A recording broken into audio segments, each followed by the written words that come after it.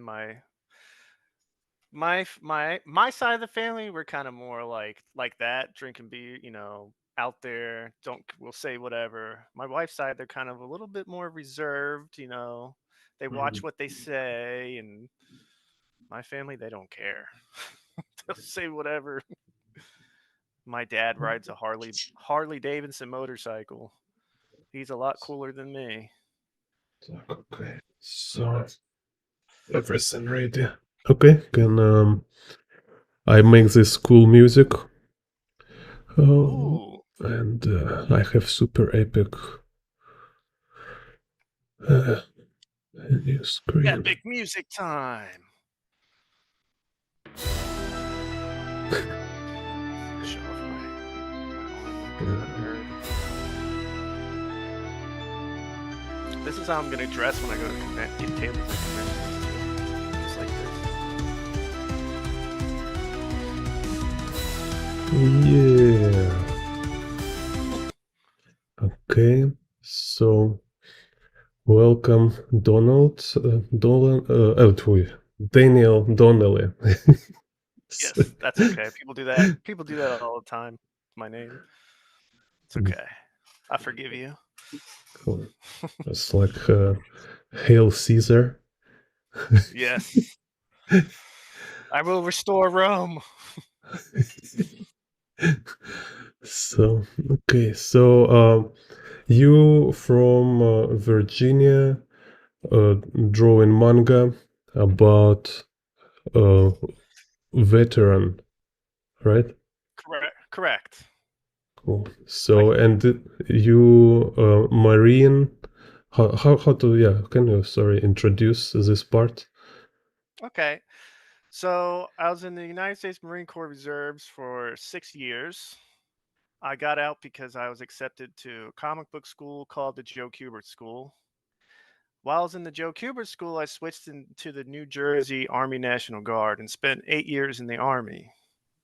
And then I went back to the Joe Kubert School last year. I think last year, yeah, to do their advanced studies program. And now, in that time, I self-published my first book called Death Trap, and I'm halfway through with my second one right now, Volume 2.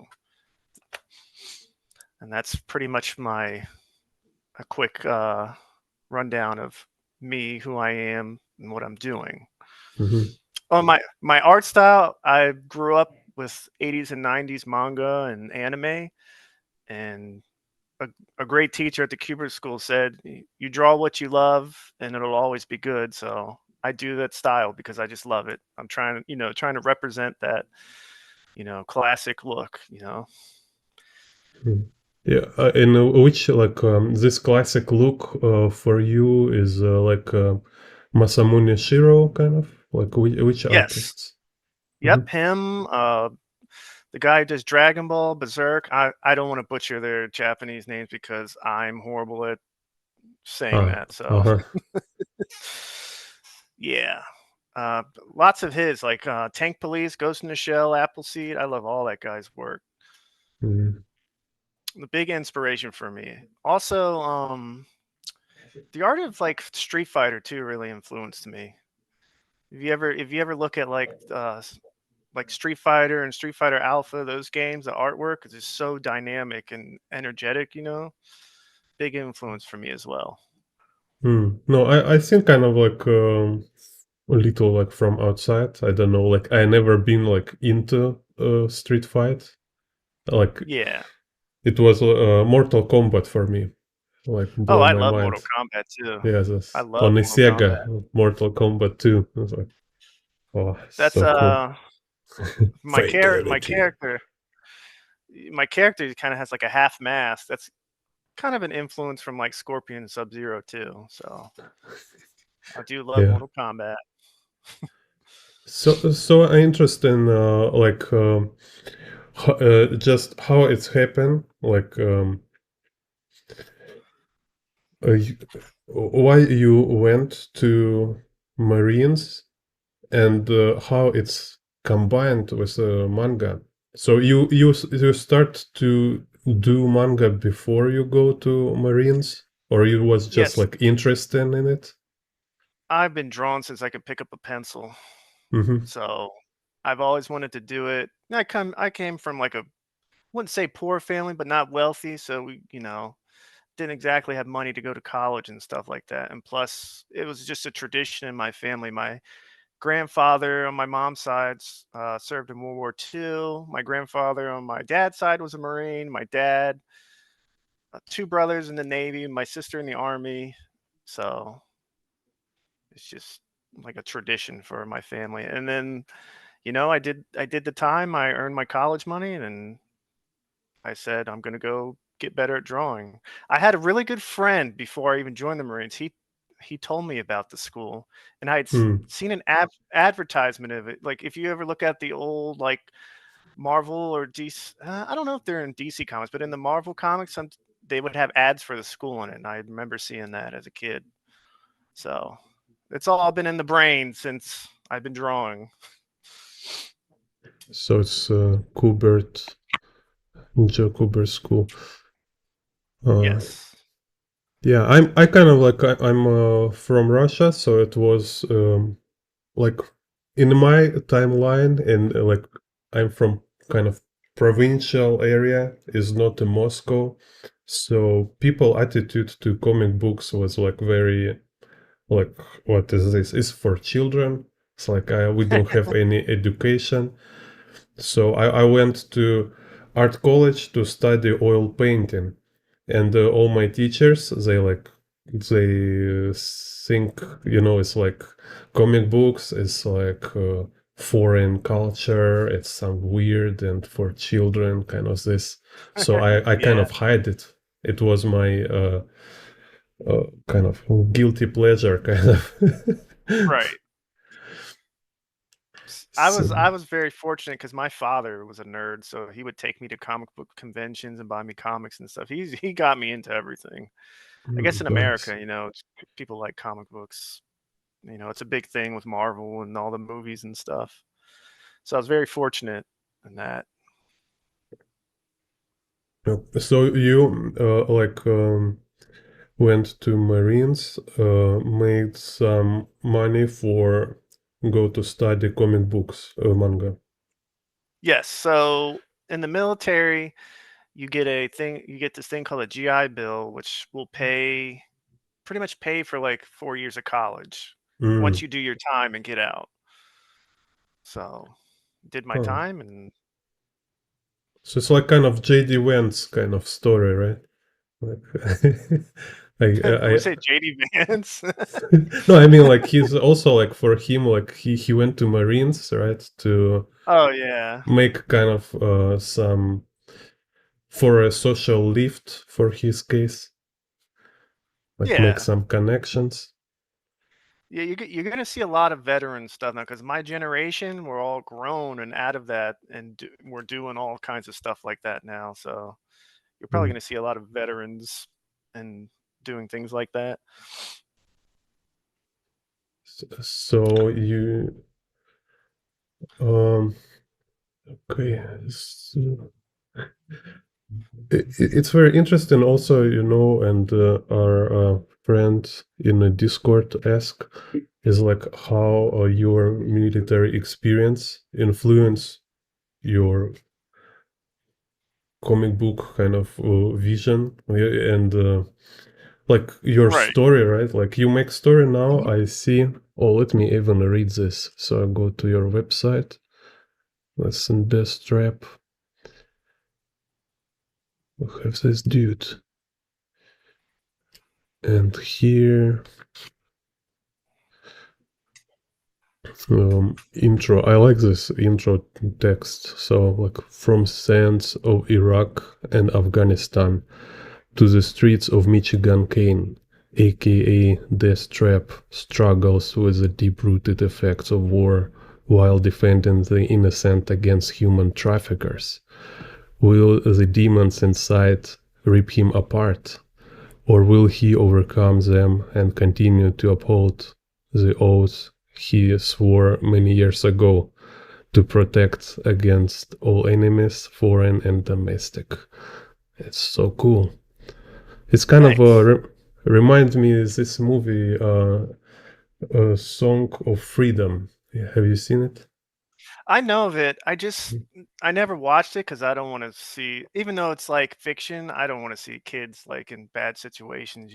I want to Mm-hmm. watch it at some point, but I haven't really watched it because of that. Is it good? I heard good things about it. No, I mean, it's they manage as well, so it's not gross, kind of. Okay, good. Yeah. So and it's like kind of it's made to make men cry. It's like hard to watch for sure. Right.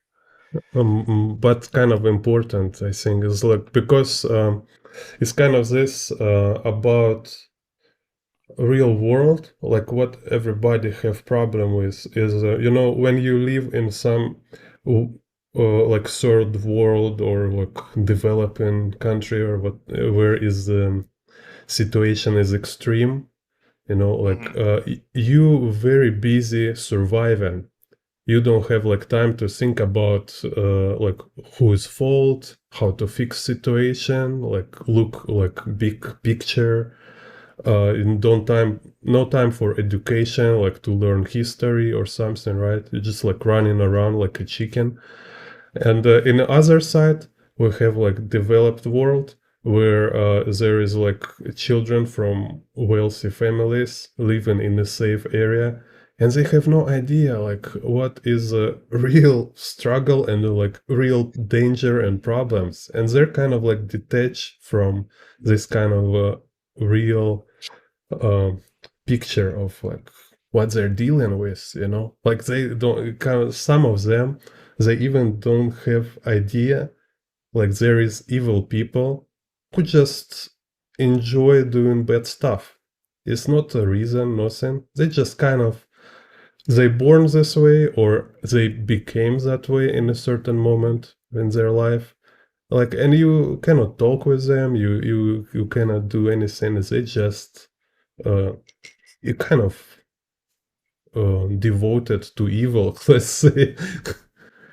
Yeah, you're right, and I think that's a big problem, especially here in America. A lot of people just don't know or just don't want to know. I think it should be like a requirement for everybody in school to like visit another country just to see how people live. I think a lot of people would have a better idea about how life really is and not be so crazy.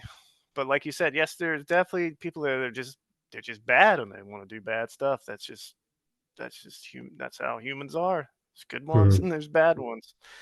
And so how I came up with this story, I mean, I didn't really have like the most extravagant military. Like I didn't do anything crazy. I'm not a war hero or nothing.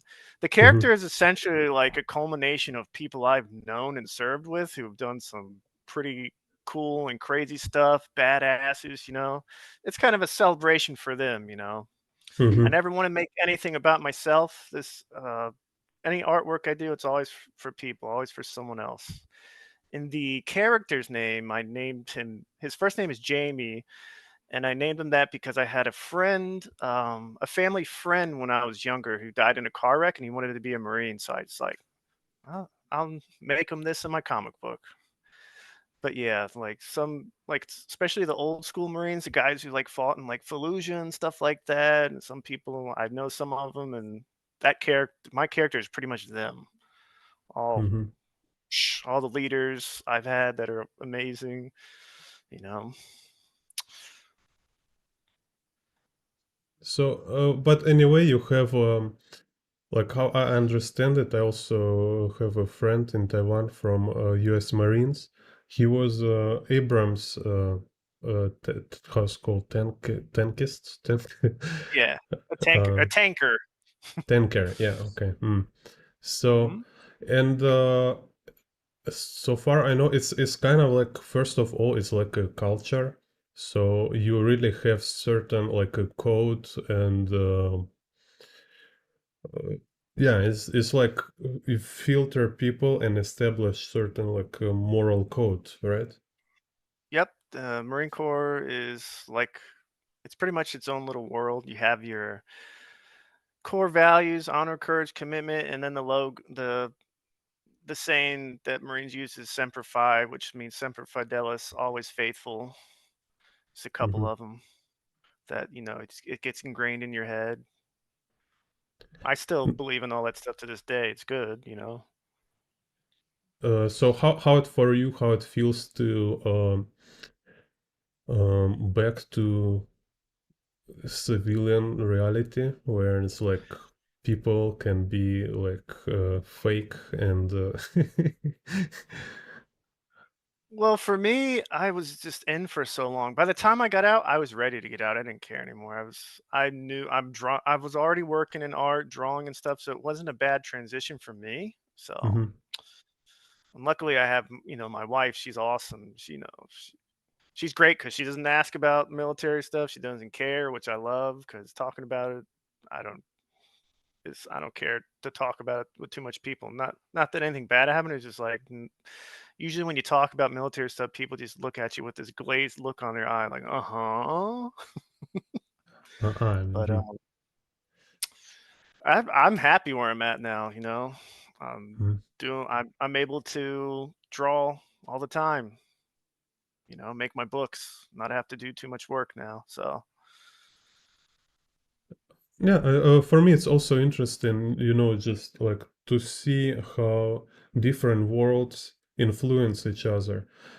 right. For example, like my wife, she's a sport master, like handball sport master, and so they was like training in the childhood, like they had this like Asian team. They was like traveling the world and like they're training like a crazy, there's some kind of sport where it's like train you like army too, like very crazy. And I you can see it. She has this kind of like super sharp discipline character, like like never whining, never complaining, something like amazing character. And it's kind of can see how this experience prepare her for everything like she meets later in the life. And their other example, it's Kim Jong-gi. It's like people don't mention it much, but in one interview he say he was like in the Korean some kind of special forces, like maybe it was this kind of like a training for special forces training for Koreans. Hmm. um so I think it also actually this why he's so prolific and very like how's this word, like a workaholic, like you see so much work and like so high level because it just required drawing a lot and like like huge dedication. It's not for Yeah. like lazy people who looking for shortcuts. You need No. really like a grind. So, You're right. That he literally drew all the time. I went to New York City Comic Con, I think in was 2014 or 2015, a class trip from the Kubert School, and I was in line waiting to get his book signed by him, and he drew a drawing in every single person's book. So he literally sat there and drawed the whole week, 4 days. The man was just drawing, mhm. and people like, how does he get that good? That's why. He just Yeah. draws all the time. He's learns. He's willing to learn. He's willing to put in the work. People don't realize that. Like I told you in our little chat, Mhm. art with along with everything else in life, it's 10% talent, 90% hard work. If you're not going to put in the work, you're not going to really go anywhere. Yeah. So having a structure like your wife's like training or military training, it just helps you so much in the long run. Yeah. Yeah, also like you can see children like who in a sport and who is just like average lazy children like with a big stomach all this stuff like chubby, and like they just look adult already, like grown up, you see kind of their like laser focus kind of faces, like wow. They're like no, at least they look like 10-year older than, than their classmates. And like I don't I don't know like how much is healthy, like just extreme physical training, but at least I mean in talking about discipline, it should be considered by parents. You cannot be. I think it's like it's a recent invention. This concept of childhood, when they say like, Hmm. oh, childhood, children need to play around, go to Disneyland, eat ice creams, and celebrate this birthday party all the time, you know. So later they will need to face this gross world, and now they need to just be happy in the childhood. No, I think it's commercial. It was like, you know, after World War II, they start to commercialize children because like they start to make it like big um let's say like consumer Consumer. group, Yeah. consumer group kind of, right, like targeting group. Yep. So like a housewife and the children kinda start to Yep. target them, developing this kind of, when in reality like as far as I see, like from my observation, I mean, look, like there is children like who start like play piano from 5 year old or like 3 year old. I don't know, like, and they're like develop crazy skills in an early age, and they just carry these skills whole their life. And when you see like people about 20 year old, and you see, okay, this guy, he like whatever he do right now, but he already have like he play like kind of like a piano master. He can do like a crazy jazz and piano is like, oh my god, there's so many skill. And other guy, he don't have any skills kind of, right? And Right. if you compare who is happier, like often this guy will be more happy because at least he have some structure in himself, you know, like Yeah. uh nobody can be like protected from depression or some kind of confusion, right? Hmm. I think it's just all about balance, you know? Too much of anything is bad, too less of anything is bad. Hmm. I was lucky enough that my parents just they always encouraged me when I drew stuff, but they never really pushed me to try sports or anything like that. I was never a sports guy or nothing, which I wish looking back at it, you know, I wish I did things like that, you know. Hmm. But I think it's all about balance. Kids need to be kids, but at the same time, I think they should be getting involved in creative things or, you know, figuring out something they like to get that discipline, you know, established earlier in life, you know? Yeah. I mean, yeah, agree. Also, don't, yeah, balance. Yeah, that's why also kind of just good to have a good culture environment. That too. Yeah, some like in my also experience, it was very interesting. Like when I was in school, it was this kind of period, 1990s in Russia, and I don't have like I cannot compare it to anything else, right? So for me, it was just school, normal place. But now I reflect in it, I'm looking back and see like most of teachers, they was just don't care at all. They was there for money. They was just getting by, kind of. They don't care like do you learn Yeah. something or not. And then sometimes if you meet this adult, like I had like a math teacher, just a couple, maybe like 2 months I was visit her for this like extra classes. Just this was for me is very important experience, just to communicate with an adult who is really care, and she have some her own passion and like high level education, so she kind of share with me her this like mathematics stuff. She can like she really look into me, and she find how to explain to me something to improve my thinking. Mhm. and like was like a culture teacher. Shows like you can see like bright face, like all this passion. See that's I was fortunate, because in the military, there's people were like that. They wanted to train you, wanted to teach you things, and you didn't just learn about military. They taught you life lessons too. One of the biggest life lessons I learned that like nothing ever ends. Just because you finish boot camp doesn't mean it's over. Just because you went to Iraq doesn't mean it's over. So just because I went to comic book school, just because I made my own comic book, it's never over. It just keeps going. But what you're talking about with, like, teachers like that, at the Kubert School, I'm very fortunate. It's like some of the instructors, man, this one guy, Tom Mandrake, he's worked for Marvel, Mhm. DC. He can explain to you so eloquently how to ink, draw a page, how everything flow. I can't even describe how he does it, but it's like a beautiful mind. And his wife, Jan, she's the same way. Like they went the extra mile. They'd always help you with your pages, like after school and everything. So I'm very fortunate to have a lot of people like that to be Yeah, around.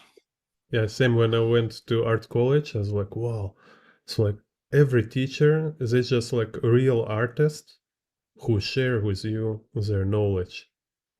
Hmm.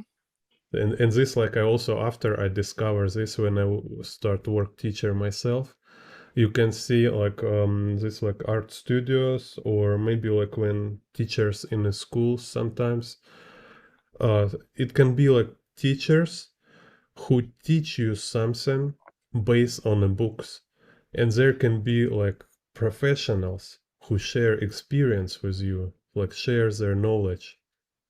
It's like I feel like tot I feel mhm. experience definitely. I mean, book knowledge is good, but experience is just invaluable to have. Like you're learning that experience that artist learned, and now he or she is teaching you. That's like invaluable. Yeah, and I kind of like I think it's actually is only way um because whatever now is happen, I think in reality only works is master apprentice system. Yes, Yeah. Squire and a knight. Ah, square. Yeah. I think like a lot of like artist types, for me anyways, I learn better by seeing it done and then doing it instead of someone just yapping at me the whole time. My Mm, brain will go, "What?" But if I'm watching you do it, and I pick it up. okay. So, um, also, I have this kind of questions about education for comic book artists, or like, Okay. what do you think? Like, what maybe your observation or you into your experience about like self-education and going to like a Kubert art school? Okay, so you can self-educate yourself, yeah, but it's a lot easier to do it when you put yourself in an environment with like-minded people doing the same thing, and you're sitting your butt in that class and you're learning and you're practicing. Trying to learn at home, for me, I know it wouldn't work because I would just get distracted, play a game or something. Hmm. The I think one of the biggest benefits of going to comic book school is that everybody in that classroom has your mindset, and you're all sitting there drawing, so you can bounce ideas off each other. You can look at other people's work, get motivated, help each other out. You don't get that just sitting in front of the computer trying to teach yourself. Hmm. Yeah, so it's environment. Yeah. Yeah. Mm. Yeah, so agreed. So that's why also, like I say, if it's important also to understand this, because like when you will choose where to go, you look for environment. You look like, is there people you wish to be around them, or is there somebody like you will like struggle like fighting against them, like right? Like then it's no sense. Like Yeah, you, I yeah. agree. And it's okay to be around people that, don't share the same thoughts and stuff as you. That's how you learn and grow as a person, you know? That's how they learn and grow as a person is to being around other people, adversity, all that kind of stuff. No, I mean, at But least it should if you want to learn, they should kind of support your learning process. It's okay if they don't agree with you. It's other thing. Mm. yep. Oh, another thing about school too, it's a lot more easy to be comfortable sitting by yourself looking at a tutorial as opposed to going, into an art program and having someone critique your work and telling you to do things, to draw things that you're not comfortable with. Because that's Uh, ultimately what you want to do to learn. You have to make yourself uncomfortable to get better at things. You just draw the same. I see a lot of kids coming through that school. They're like one tricks. They can just draw women, or they can just draw dudes. You got to be well rounded. You got to make yourself uncomfortable to get better, and that's with everything you do in life. mhm. And it's Yeah. more easy to be comfortable when you're at home looking at a tutorial on the computer and you're telling yourself, "Wow, my art is so great." And then yeah, and then you watch some other artist on Instagram, like, and he's like 20 year younger than you, and he's like, okay, I need to stop drawing now. See that? You know what the funny thing about that is, though? A uh, lot of those people I see, you notice they're just drawing the same shit all the time. It's like a superhero in a pose and da da da da da. You never see mm, him draw backgrounds. You never see him, draw intricate pages or most of them. There's some that mm, definitely, but that's another good thing about comic book school. You get a lot of kids like that, a lot of people who are really great at drawing this one thing. Okay, here's a mm, script for a comic. Do it this, and they never drawn a guy before. They never drawn a intricate pose or a background, and you see the mm, mm. cracks. Have you read Bakuman? Uh, Bakuman. Oh wait, I watched the anime for a little bit on Uh, Hulu. I love it. It's mhm. just about guys making a manga. It's so great. Yeah, yeah. Yeah, there was also this kind of mention, this type of. I like how they show types of artists. So they're like this kind of maniac who's like sit and draw like crazy all the time, and he don't study anywhere. He just drawing and improving. And there is like this artist, like you say, like who just draw pretty picture at the same time again. No, same kind of picture every time. Hmm. Yeah.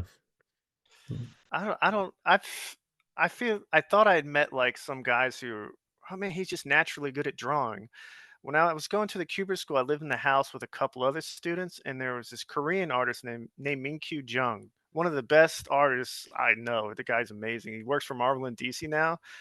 But at nighttime, his favorite artist, he would get like a comic or a book, and he would just sit there in his bed and look at pages and just study them, page after page after page before he went to sleep. That's He dedication right say there. he study like this. Yep, just laying in his bed looking at the artwork. I guess he was Mm-hmm. like memorizing, seeing how every lines go, Mm, and he's really freaking interesting. good. Hmm. Yeah, I see. I seen his work. Cool. Interesting. I Yeah. miss that So guy. yeah. So and like talking also about this, I think it's ultimate kind of, which is also important for our current time. It's be like well-rounded and outer, not just artist, not like inker or colorer. Like you need to be like outer of your own story. You make be able to make characters, all this stuff. Because like let's say like AI, he definitely will take all this how's this like special jobs like like character design or coloring or something like this, but if you can make your own story, at least it's something everybody will always interested in. It's like maybe it will Yeah. be like competition with AI, but then it will be like, okay, here is comic book, made by AI, and here comic book made by some real person sharing some experience or like his ideas. The thing with AI, yeah, it doesn't really bother me that much because I'm confident in my art and stuff. But I don't know about you, but no, the nicest looking AI picture I've ever seen, it still looks lifeless. You can always tell. Mm. There's no like soul. There's no soul into it. Hmm. People, I find, I go to these conventions and people, they come up to me and they comment on how I'm drawn like the classic styles. They love it and stuff. So people's, they want physical copies. They want original, artist work. I think that'll always be a thing. I remember when digital comics became a thing and everybody thought digital comics was Yeah. gonna, overcome normal comics, and I think Marvel or DC put a lot of money into it and it didn't do anything. So it's always the human condition that, it always rises above anything fake. It's also interesting. Like one day I was watch some lecture, and dude say a very cool thing. He say, um, real meaning of artwork. It's a reason why you make it. Yeah, So that's what makes it artwork. AI, it's just a pretty picture. It has no meaning to it. There's no soul in it. What uh, you put your time, your love into it, that's artwork.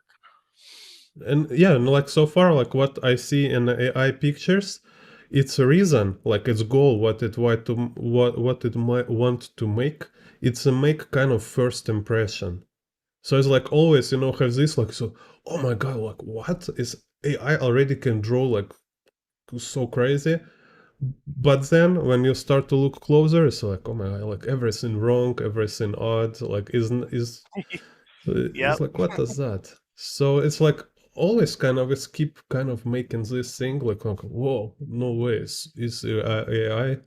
But then afterwards, you look closer, like ah, nothing special, just kind of like uh, it's like it's very interesting. It's like a hack.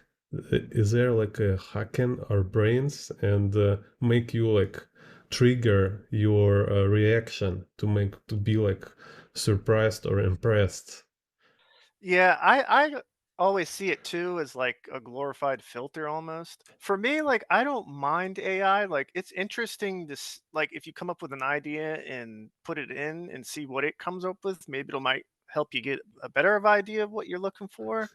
That's the extent of AI for me. I don't think anybody should sell it or make money off it or anything. It's Hmm. just another tool. If you're gonna spend all that time typing in prompts to make a picture, you could have spent all that time learning. That's why I don't care too much for AI in the long run. It's laziness. Yeah. Yeah, I was trying sometimes to do something with AI just to see like can it design character or something. Yeah, It's just it feels it's just like you're playing some kind of computer game. yeah, that's all it is. Mm, That's for me. That's what AI is for me. It's a tool to maybe get a better idea of something, a concept. That's it. yeah. So okay. So uh, what I'm also interested in, right? So like here in my channel, I teach perspective. And I Yes. was think at first like I tried different. I have like two more channels before. One channel like been stolen, Oh wow. and yeah, it's like it was like somebody hackers kind of stole my Google account and the Oh, PayPal account. So this was crazy. And so just eventually like it happened like this channel dedicated to perspective just I don't know. This is how it works. People think it's about perspective, so I think like, okay, let's do it about perspective. I mean, it's good because that's Mm, I think that's probably one of the toughest things for comic book artists, especially or me anyways. I had a mhm. friend who came to comic book school from Mexico and he's an architect, so he could do a perspective like nobody's business, but I don't know, my brain is just wired weird and it just racks my brain all the time. So it's the perfect channel. This is a perfect channel for people. You need to know perspective. You need to be able to do backgrounds because a background is just as much of a character in a comic book as the characters. I Sets the like it. setting. I hear some interview Disney guy, like I like this, like, old school Disney artists like Iron Blaze and I forget some other names, like, but they're very cool. Carl Gness, I think. And this guy, like one guy was still very cool stuff. He say when you make environment, right, like a background, so just like scenes in your cartoon or comic book, you imagine from which character point of view this world. So it's like it's not just some kind of world, like objective world. No, it's like somebody sees this world this way. Yeah, exactly. Yeah. That's another thing with comics too. It's almost like directing a movie. Hmm. Y- you how you set up your scenes in a movie is just like how you're going to set up this point of view or angle in your comic book. So yeah, that's definitely true. So I like this kind of just idea. So imagine it's like in your comic book, you have like characters like different age and different background. And then let's say this guy, he walk kind of in the street, right? And he's like paranoid, like no, he just like constantly like aware like of possible problems, like and his look like, okay, this guy don't look danger, okay, this something weird happened. It's like, what is this on the road, like is how cars moving, like is nobody following him, kind of this, right? And Hmm. maybe his kind of color perception, it's like very muted, so it's kind of, we can say like his world like little more gray, like less colorful. And he more like my case, for example, like I'm very kind of concept focused. So I will look for information in environment. So I will see like kind of these details, like what is this, what is that, and also abstract shapes. So I don't care much about colors, and I don't notice like restaurants, shops, or it's a kind of like I have my own filter of environment. So if I draw comic book, I choose this world. It's who sees this world in this way. Is the main character see it like this, or it's some other character like this girl who her world is like very shiny, and she look like like coffee shops, ice cream, like McDonald's everywhere. So her kind of focus is all in uh, images and attractions, kind of. Right. This kind of very interesting, like one of moment, like talking about the environment as a character, because it's Hmm. literally it's like projection of one of your character. Yeah, you're right. I think I do that. I That's a really good thought. I'm kind of like that too. I see a lot of things mostly like with hues of grays and blacks and whites too. That's why I do it. That's why I do my comics in that color. But yeah, I know. I guess I'm kind of like that too. Mm. So you can But also but use this in a story, like you can like when you mhm. say like, oh, this is girl timeline, and like is her world like will be like little different, and then it's your. Yeah,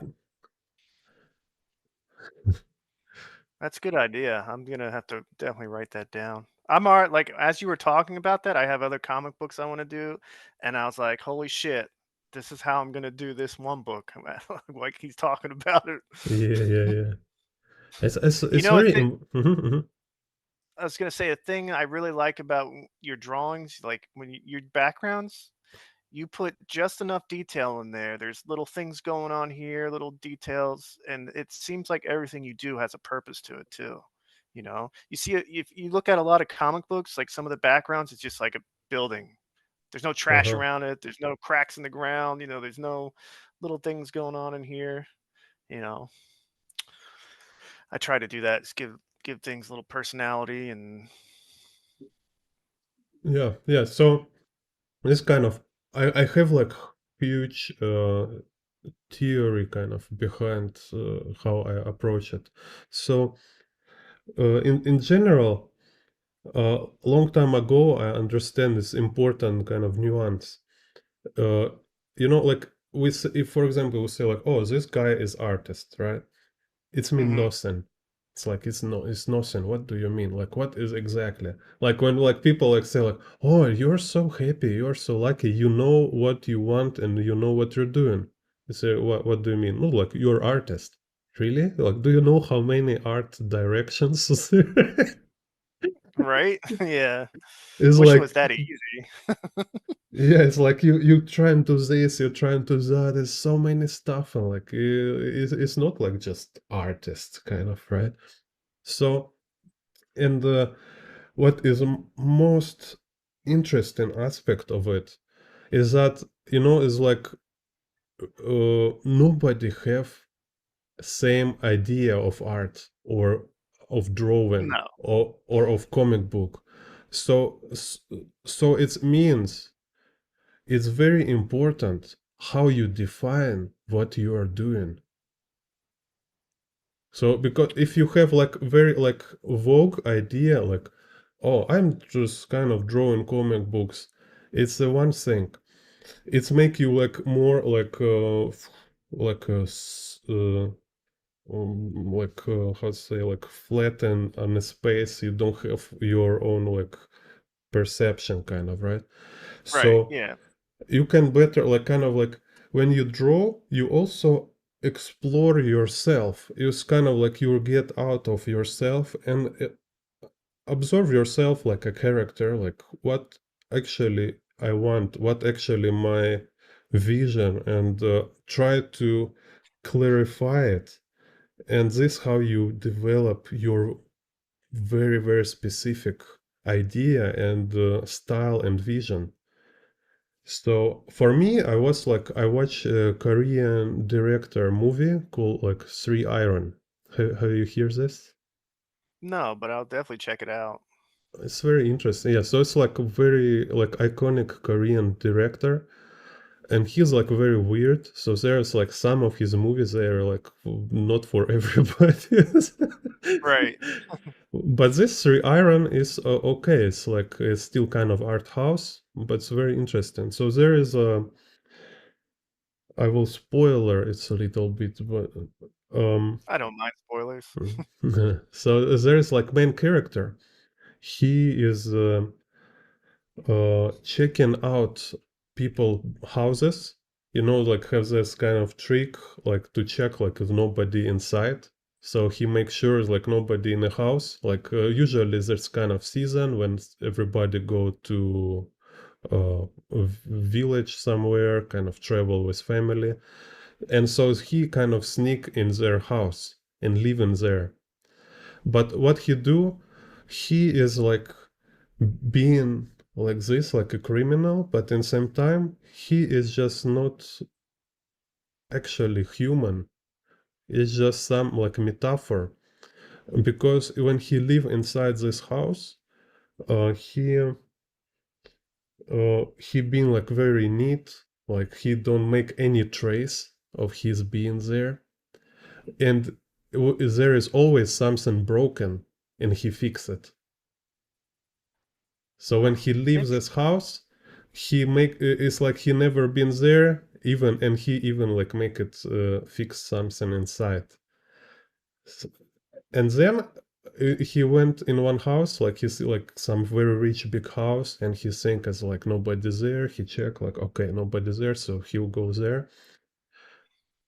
But turns out there is a woman, and she's like a kind of not happy woman. So it's like she broken, and he kind of it's kind of okay. Like it's very interesting, multi-level. It's kind of Buddhist movie because he's kind of a god or spirit, and this. So, but for me, it was like, wait a second, it's so interesting idea.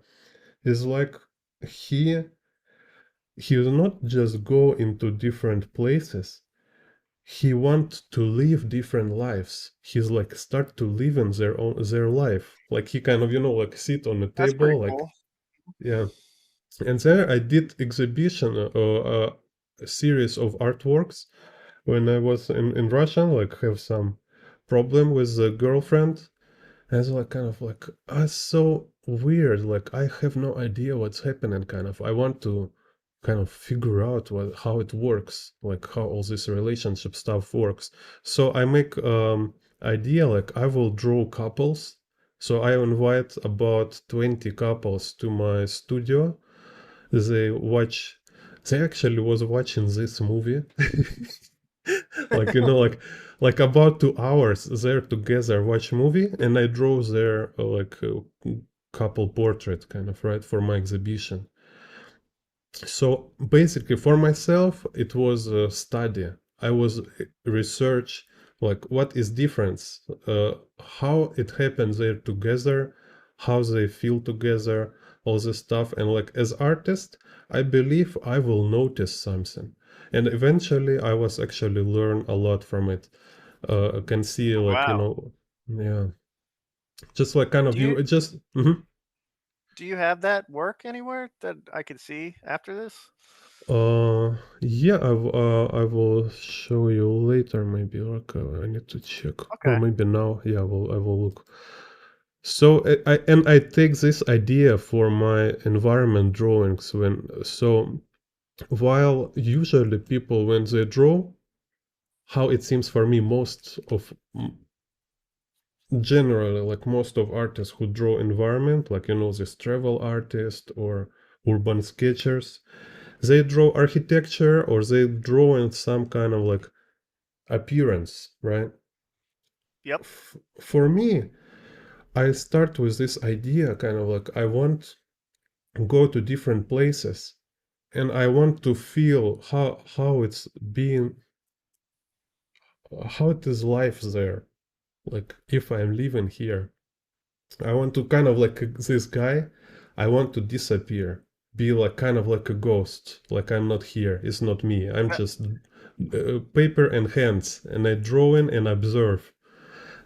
And this was especially like strike me like poof, this was became like absolutely exactly um like this when I was first time in China, like like foreign country, like I never been. I have this like culture shock.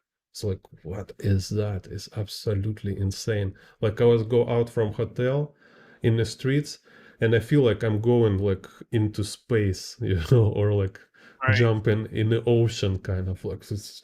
What all this stuff is so crazy. So, and I was just go like different place, and I can feel kind of this vibe, kind of, right? Like it's like different rhythm, different flow. Like it really feels like some kind of uh like I was drawn, for example, like in a fish market, and when you just walk you don't feel much, but when you stand in there and draw, like you're standing there for 30 minutes, people stop to notice you. It's like Right. after 1 hour, it feels like you live with them together all life, and like it feels like I've been there like every day. When in reality, I'm just 1 hour here. So, and then we're like kind of like a joking, like I have no idea what they're talking, but we're already like kind of like close, became close to each other. And Hmm. in same day, then I go to totally different place, and against like totally different atmosphere, and it's like, and I've been living like two lives in one day. Right. That's Eh, that's something I like to do too. Like just observe. I call it being a fly on the wall. Just I never thought to like draw while doing it, but I would just sit there. Like a couple times I've been in New York City, I would just sit on the bench and just watch people and observe things. That's what I think. That's what we do as artists. Though I don't know about you, but when I look at stuff, I'm seeing how it's drawn. I'm seeing how the vibe is. mhm. trying to do it in my mind. Everything is a potential art to me. And then, you want to get some emotion into it too, That's why it's good to do what you were doing, you know. So I mean, like I'm talking is just like about how you define what you do, right? So I Right. Yep. my goal was to draw experience. I just want to capture this my experience of different lives, different space, and kind of share it with other people. Like I Right. was drawing it for Russian friends who never been in China, and like Ah, just look at that. Look, it's crazy, kind of this, you know. Uh, oh, that's and pretty uh, cool. and then like doing this like day by day, like for years, I start to kind of like sharpening it, making it like very uh technical kind of. I start to really understand, explain for myself how it works, and it became it's kind of like a visual narrative. Yep. And in a visual narrative, it's like uh, you you are kind of directing like a movie, right? And you everything you show, it should create certain effect on the viewer. And we have like different type of effects, like different categories maybe, or spheres. Like one, let's say like a song is a perfect example of this. So when you hear a song, there is lyrics, and there is melody, and there is like structure behind it, right? So behind structure behind lyric is this verbal and abstract composition, right? So there's like certain like tonality in the words, all this stuff, and there is like keywords, because like you say, like rain, cat, sky, like it's important what you mention, just on a Hmm. such basic level. Just everything you mention, it's for a reason. And on if talking about melody, there is like technical part of it is like which instruments you use. Like they have their certain qualities, kind of like it's some kind of Yep. like what tools you use, like it's a pencil, ink, paper, screen. And second moment of it is that music, it's um, manipulating your subconsciousness. It's like uh, I don't know how to say. It's like yeah, manipulating subconsciousness basically. So it's make your like heart rate rise, make control your mood, all this stuff. So you can say like word with a certain music, it will change effect of this word. Hmm. So this kind of like how it works for every art. It can like dancing, um, sculpture. It's always have this kind of verbal and as abstract aspect. Right. Uh, Also, yeah, like yeah. So let's say you deliver certain message, and you use like abstraction as a vehicle to make sure this message will be delivered, and it will be like glue stick to viewer or listener. Yeah. Like my comics, they look like, action stuff, but I actually try to put messages into them, feelings and emotion. Hmm. I make sure I emote my characters, um, set the mood with the screen tones and all that kind of stuff too. I like to tell stories and try to invoke some emotion. That's how I like to draw. Keep try to find these pictures. Yeah, so Yeah, and in perspective, it's I think it's very important to learn and use perspective in the work. Yeah, Oh, like it grounds the picture, you know, it sets it in a place properly. так. So yeah, I cannot find. Next time we'll find this. Send you this couple portraits. Okay. Um, so yeah, so what I see and what I was dealing with, like thinking about like how to solve this stuff, it's a problem of connecting character with the space in your drawings, right? Right. So it's Yep. like sometimes you have character and you don't know how to add space to it, or like characters that it feels like they're not attached to environment, right? Like Yes. they're not standing on the ground, or they're not Mhm. kind of like it doesn't feels like they're against the wall or they're near some building, kind of this. So um that's why it's just important to understand basic principles of perspective, Yep. uh, and the basic idea of perspective is just establishing space. So it's like Right. it's kind of like a core quality you start with. So like before you like defining proportions or like how to draw uh, beautiful shapes, it's just it should be 3D space. Yep. So that's why I was kind of always um I kind of like I just don't see people mention it this way, and it's very important. That's because most people like me, I'm like that. We just want to draw that character in there and get it started, you know. That's how my brain works. It's like, okay, I know the view of this character I want to draw. So me, I usually when I'm planning out panels, if it's not an intricate shot, like a far away or 3/4 angle, I'll just draw the characters in there first and try to figure out the perspective after. But I know that's not exactly the most productive way to do it. Так, so I can Um, like so like I say, it's because perspective channel. mhm. I can like tell you some stuff about this, like how I think it can improve your perspective in a comic Let's book. hear it. Let's hear it, baby. Bring it on. Okay, cool.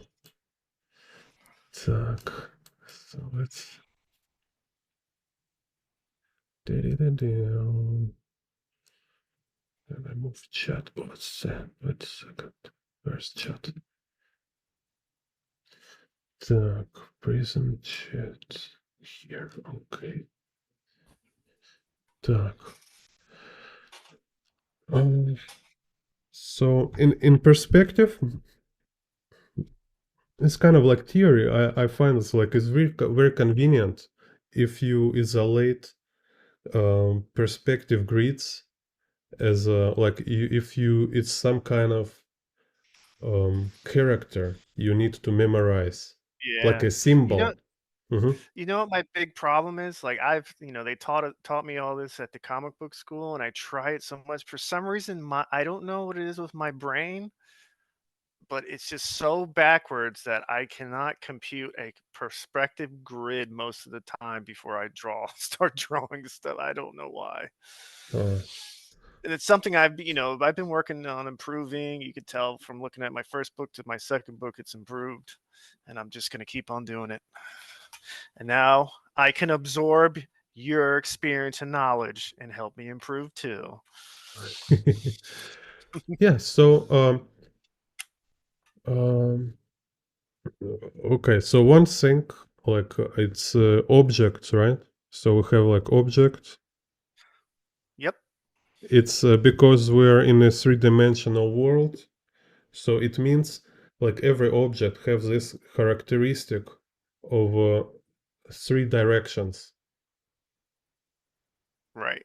That's why it's kind of make it a box, just because like my head kind of is have like depth and have width and it have like a h, Okay. right? So Mm-hmm. principle of this box logic is not about like you need to see like my head as a box directly, right? No, it's not about this. It's like it's about idea, it's about concept, that idea of like length and h and the width, right? So Mm-hmm. it's like if I say like, oh, this wide my head, this high my head, and this like how long my head, if like we talk in this perspective, right? Yep.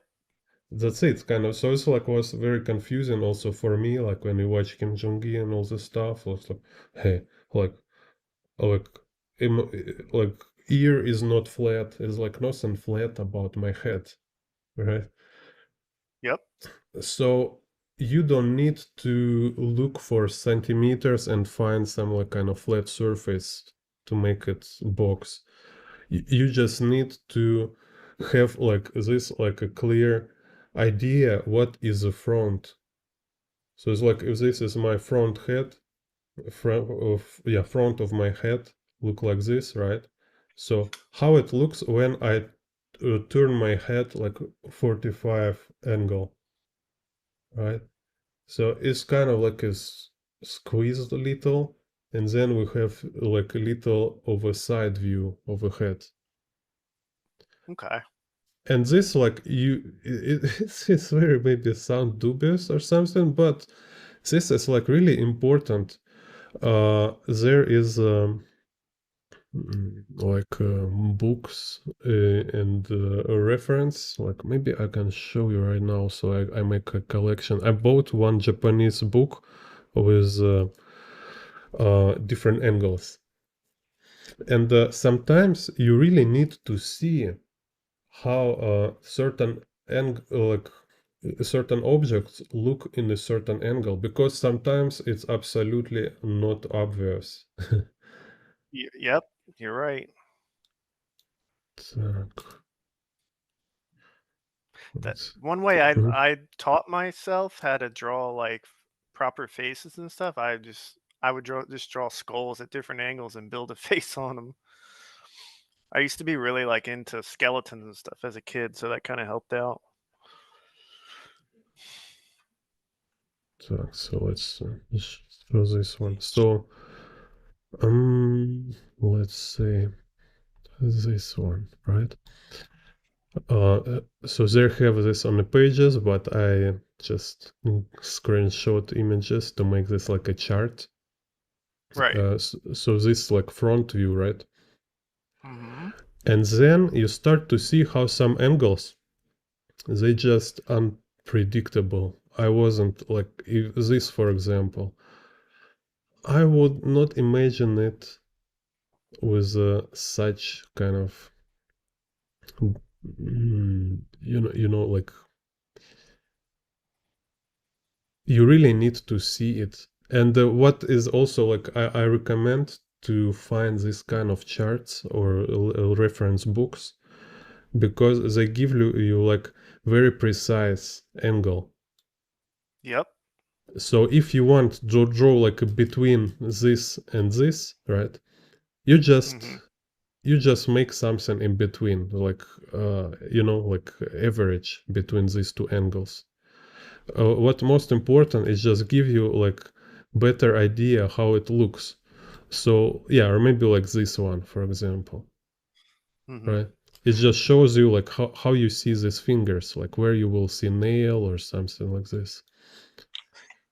One thing I want to add, if Hmm. anybody who's watching wants to draw comic books, your two most important things you need to get right are faces and hands, because those are Yeah, the things that show emotion. If you can get those right, you're on the right track. yeah, or this one kind of. So it's like you don't need to draw this kind of like fat hands every time, but it just gives good idea of what is visible from this Yep. angle. Yep. That's great. This is a really great tool. Really Or great this reference. one. It's like, what is that, right? So, Hmm. and I find it's like, it's funny, it's very interesting. Like right now we have like a lot of 3D tools, right? But issue with this is like if you're not trained already, like if you're already not very well with different angles, like your eye is not untrained yet, it's a trouble for you just to Hmm. find such kind of specific angles, and you will Yeah. tend to repeat the same angle again and again, kind of like comfortable angles. Yep. Like I was saying, you don't ever want to be comfortable. I'm always thinking, Mm. all right, I'm always thinking to draw things at different angles. You never want to make your stuff straight up and down, left and right, unless it has a purpose. But that's what's going to separate the boys from the men or the girls from the women is, being able to draw these angles. Mm. There's nothing worse than seeing a beautifully drawn picture and then the hands are just like straight up and down or left to Yeah, right. yeah, yeah. It's like, come on, dude. So, and this actually, like, it's also important to be aware of. It's a professional tool for manga artists. They always use this stuff. That's why they do so much this stuff in Japan. Like you see so many books with this kind of references, like pose from different angle. So That's yeah, what the one just thing like I admire this. about like Japanese artists like versus Americans. Like I find the Americans are kind of most American artists they just want to draw that cool figure and pose. It's like, no, dude, you got to learn this shit. You this is what you need to be trying to draw and learning before you draw the cool guy pose. You know, Yeah, yeah, and yeah. they like they Mhm. study from like child like they're kids and they're studying this stuff as kids. Like they're just a step above the rest. So, and you can have this kind of book or some kind of reference chart for yourself, like Mhm. what this Japanese artist doing, and then like when imagine like this for example, it can be like very fish eye perspective with kind of this arm with a gun on the front plan, kind of, right? So, Yep. and you can make it like very clear, like all these fingers, like just so they will look clearly and not like this confusing situation is like, oh shit, I never draw hand from this angle, or like on a also even like on a sketch stage you will not have idea of interesting angle, because again, like I say, your angle library kind of in your brain is very primitive on this stage. You need kind of feed it with at least observing this kind of references to have better idea how different angles looks like. And this is still a box. See, the good thing with this too is like, you're creative. You could change that box into something else. You could change that gun into another gun. The bottle can be something else. Oh, these Yeah, are yeah. great angles. This is great. And or this, yeah, this one looks they have like yeah, this one. This is so funny. Like you will really like have so much trouble with drawing this pose from different angles. Oh yeah. Or like this one. It's just because like I have like friend in St. Petersburg, some like art professor from art academia, and they're like in academia they always using like a real life model Hmm. or photographs. uh, they never like really like illustrator or comic book artist like sit and draw like very big complex scenes with stuff you cannot see in real life. Like you cannot like put like 10 people in posing for you, like you don't have so much money kind of. So, and when I was talking with him about like, hey, it's kind of like you need to learn different angles. You really like characters, like hieroglyphs. Like English, it's more easy, but let's say hieroglyphs, right? Like you need to really learn this Chinese character to remember how to write it. You cannot just. It's just here and know how it looks. You need to learn it. So same like with the different angles, you actually need to learn how it looks because um, you are not entirely sure like how it should properly look from this angle. You might have like a twisted idea. You will think like, oh, this is will be naturally look, when in reality it will be more distorted. Yep. And and we have often this kind of moment like you when you're completely kind of lost your ground, and it's nightmare for us for a comic book artist, you know, when you have, let's say, this kind of pose, right? You might have a very good idea of how to build objects in a perspective, and you can draw figure in perspective, like yeah, like I can draw like his body as a box, you know, all this stuff, right? Yep. But just because I never seen somebody from this angle, I will feel like something wrong with the proportions. So, and this will be like a moment where like my intuition fighting with construction, and I will constantly erase it, redraw, erase, redraw. Yeah. That's why they teach us in the reference, reference, reference. You got to reference every damn thing. Mm, I'm like that when I'm figuring out a page. I'll do like how you're doing right now. But then I'm like, I got to go find the reference to make sure this shit is yeah. how it's supposed to be. And this actually also build your visual vocabulary because like more you draws after you can repeat. So you can just say like, ah, yeah, I already used reference for this before. Yep. So And for this moment, I can manage it. Like you maybe you like you drawing commissions on Comic Con kind of, right? It's just like you yeah. need to fast draw. And it's like good, I am draw this pose before already. So you already have intuition. Yep. And this how we build intuition for ourselves is just having like reference study kind of.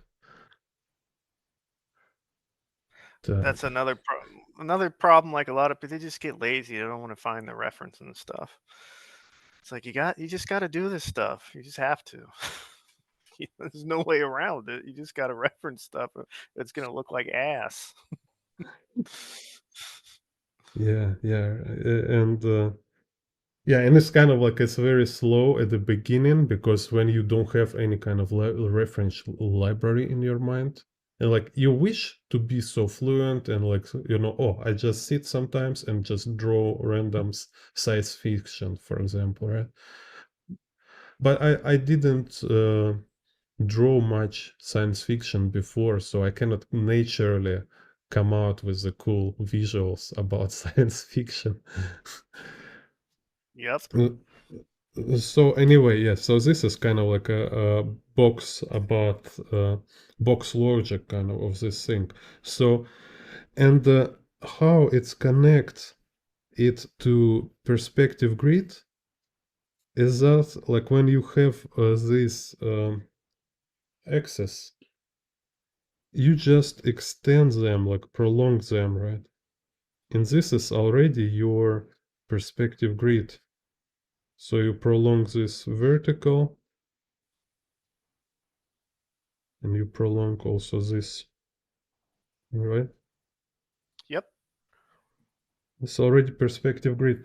So and now uh, you can like draw, I don't know, like Yeah, building this is here. usually how if I do a perspective grid, this is usually how I do it. I hate using a ruler. Mm-hmm. No, you don't need ruler for this, because like what I'm proving constantly on this channel. The only So time it's I a. will use a Mhm. ruler if I'm drawing like a city scene or if I want like the mechanical to look really nice, just get nice straight lines to separate it from like the organic um, object in the panel. Smooth flowing lines, perfect flowing lines is a good contrast to straight, mechanical lines, stuff like that. Yeah, it's like yeah, ruler is very well for making it for effect. It's like actually also like I say for abstraction. Like when you draw Yep. hands, you can show like organic or wear off environment. So Yeah. it's like a rusty little kind of old stuff, or it start to look like this, like kind of like cartoony maybe a little bit. So you can use ruler to make it more like seed meat style, right? Like when it's like very sharp, very clean. Yeah. So and you see here what has happened, right? Immediately this character exists, coexist with the space. Yep. Can you He's feel? grounded. Yeah, kind of like it's so simple. So all you need is just to train your brain because it's kind of like you already know this, right? But you doesn't make it connection in your actual work. Yeah, sometimes it definitely doesn't. No, I can see kind of, and I know it also from my own experience, so I can see Hmm. uh, in your work. It's just one way to fix it, one way to teach yourself to see and to be like very fluent with this is to break down your favorite artists.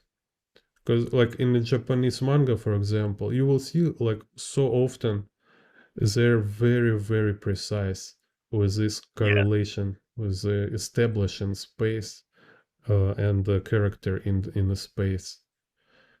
So Hmm. you take like his reference and you draw over it in Eclipse Studios or like like this just to figure out where is this three axis, these vertical lines, right, and depth and x.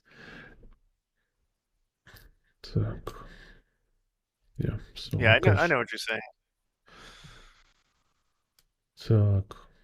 So it's one You got moment kind of. You need to practice it. And yeah. it's when you also do this with your favorite artist. For you, it's Mhm. also fun because it's just like one more time you enjoy your favorite artwork. Yeah, that's true. It's kind of like you start to more understand about them. So then let's like say this is like main idea. Then you, like I say, you need to remember structure of each perspective type. Structure of their perspective grid like a symbol. So like you already know like a 2 point perspective, right? Yeah. So you can in any moment you can draw this structure. Hmm. So it's just like we have two vanishing point, which is mean it's like z and x. Also, like remind yourself, it's not z and z, it's z and x, Okay. right? So and then we have like y vertical there parallel, so it's no conversion. And then like 3 point perspective, we have all three axes have having vanishing points, right? So x, z or zx and y. So like as a symbol again, it will be like a certain moment when this radiating line from x, for example, right? It will Mhm. go in through vanishing point of y, right? Right. So same with the z, like it's like many radiating lines. In a certain moment, it will go through y. So it's just kind of also for me, it's fun to remember because you just can establish triangle of these three vanishing points, right? Hmm. And also like every time you draw this y vanishing point, which is represent kind of this point under you. It's kind of like, I don't know, like mm, yeah, kind of like if you see those vertical rounds or vertical lines around you, they're converging right under you, kind of, or camera, if it's camera somewhere like right below camera, it's called nadir. This point, Hmm. so you can also remember specific name. So like when it's like above you, it's called zenith. So it's also like y vanishing point above you. It's a zenith. Oh, I never heard that term. Mm. Is that just a Russian word for it, or No, no, it's a actual official term? term. Yeah, Oh, yeah. okay. I So never it's knew like that. a book like a framed perspective. He mentions this there too. Oh, So yeah, Zenith and Nadir. So yeah, so knowing this is like convenient to draw it as triangle because you can make its different proportions. So it's like how wide these two vanishing points, how far from horizon line this y vanishing point, right? right. And always this y vanishing point also will have this line. Like again, it's like many radiating lines kind of from vanishing point, right?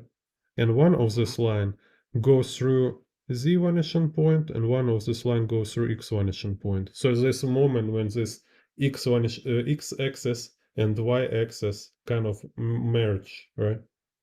Yep. And also there will be one moment when this y-axis will go through horizon line in a 90-degree angle, like perpendicularly pierce horizon line. Mm-hmm. So uh, this is kind of also very useful structure element for you to establish kind of perspective grid. So because like you can draw like horizon line, like tilted horizon line, right?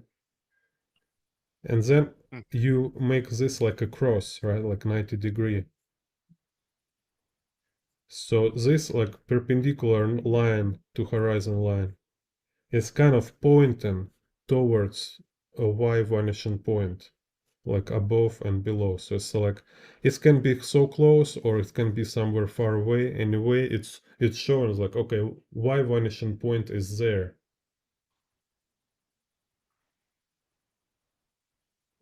Okay, like I don't know, so make sure video not stuff. I gotcha. Yeah, yeah, I'm yeah. following. So yeah, so it's like it just shows somewhere here or somewhere there. So even if you don't have much space for it, like let's say this is your frame or this is your picture frame, right?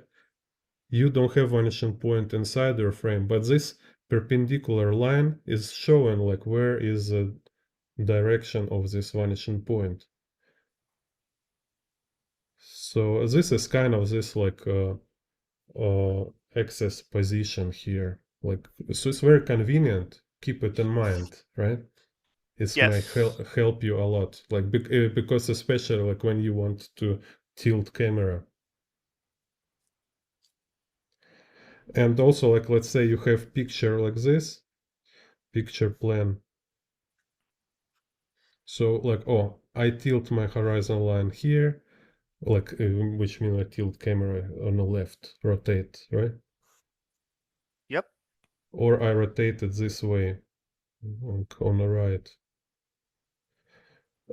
So then my y-axis, my y vanishing point can be like somewhere here or there. So I also kind of have this option of like moving along horizon line. Like let's say I can do it here, right? So I'm establish this kind of line here. So I showing like y vanishing point somewhere here. Or if I do it here, I show it's like one y vanishing point somewhere here. Same here. Why? Mm-hmm. Why need this? Because like show already in this in this construction, right? Like of so y vanishing point, we have this. This point where is a 90-degree, right? But then all other y-axis, they will have different angle. It's not 90-degree anymore, right?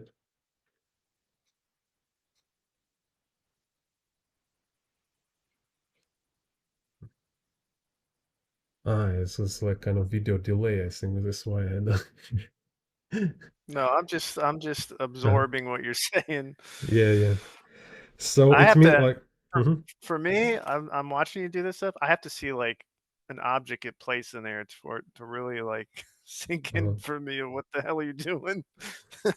uh, okay. Anyway, it's like it's important, like a grammar parts. Um, Mm-hmm. and this is something like and later you will see you start to implementing it in your work. This is how it works. So when we have established this perpendicular line, right? So now I remember this like a symbol, right, of a 3-point perspective. So I remember like from this line, it's called we have this like different angles transition kind of Yeah. y-axis. So start from here. I can do totally random, just eyeballing it. I don't need any like ruler or anything. I can just do it kind of like this. Mm-hmm. Like yeah, draw through. If it's 3-point perspective, I draw through horizon line. It's just it's very helpful to know where is this like a 0 point of this, right? Like or 90-degree kind of point of a y-axis, because I know like then after like it will go start to transition like this on the one side and mirroring to other side. Right. Kind of that's it. So it's like a very simple idea, but it's helped you a lot. So say I can do like say this will I can also make like often this point often it also might be like the vanishing point. Not necessary, but often it is. So it's like if it's not 3-point perspective, but it's like we have this x, right? So like you can build it this way, like you have horizon line, you have this y vanishing point, and you have z vanishing point here, like this. So x axis will be parallel to horizon line. Yes. It's kind of like often for fish eye perspective, often this kind of construction. Mm-hmm. So then it's like you draw box here. It's like here it's like will be very distorted box.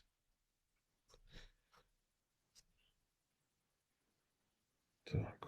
So yeah, so I say I want to show you how object here. So it's x and z, right? So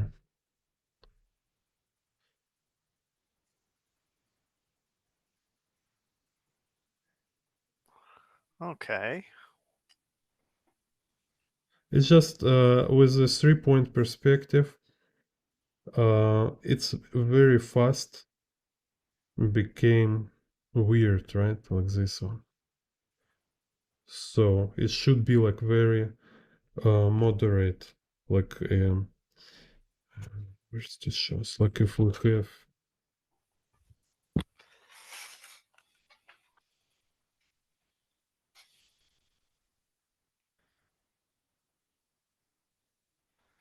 See, now it clicks in my brain when I see an object placed into it. uh okay, it's like z x y nadir. It's kind of like a drawing symbol, right? Hmm. So now can make a 3 point. So problem with this 3 point perspective, like to make it natural, we have only like kind of like this area. Like You'd when you have to start, make like you'd have to push the Z and the X really far, right? So it doesn't look weird. yeah, yeah. So because it's abstraction, it's not something like really exists. It's just simplification of 3D space. Right. So it's like we have like a different type of simplification. Um, that's why it's kind of you cannot observe actually this perspective in the real world. It's just you need to learn this kind of type of rules and use these rules in your work. And yeah, so again, let's draw box here, right? So I can draw box, or we can draw some figure, right? So figure we have like 2 points for left and right shoulder, left and right side of a hip, then maybe like left knee, left feet, right feet. So it's kind of just symmetry of your body.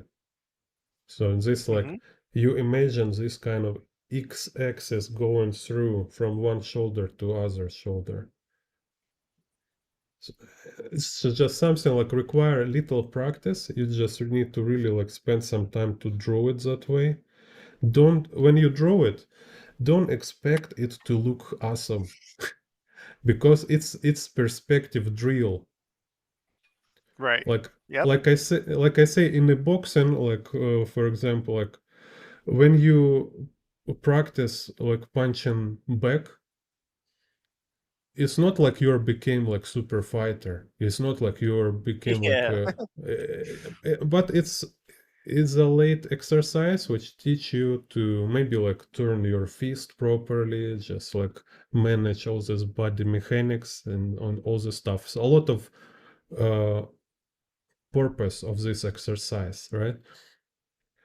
Same like a jumping rope, also other is a related exercise. Like you will not jump in rope on a ring or in a street fight, something like this.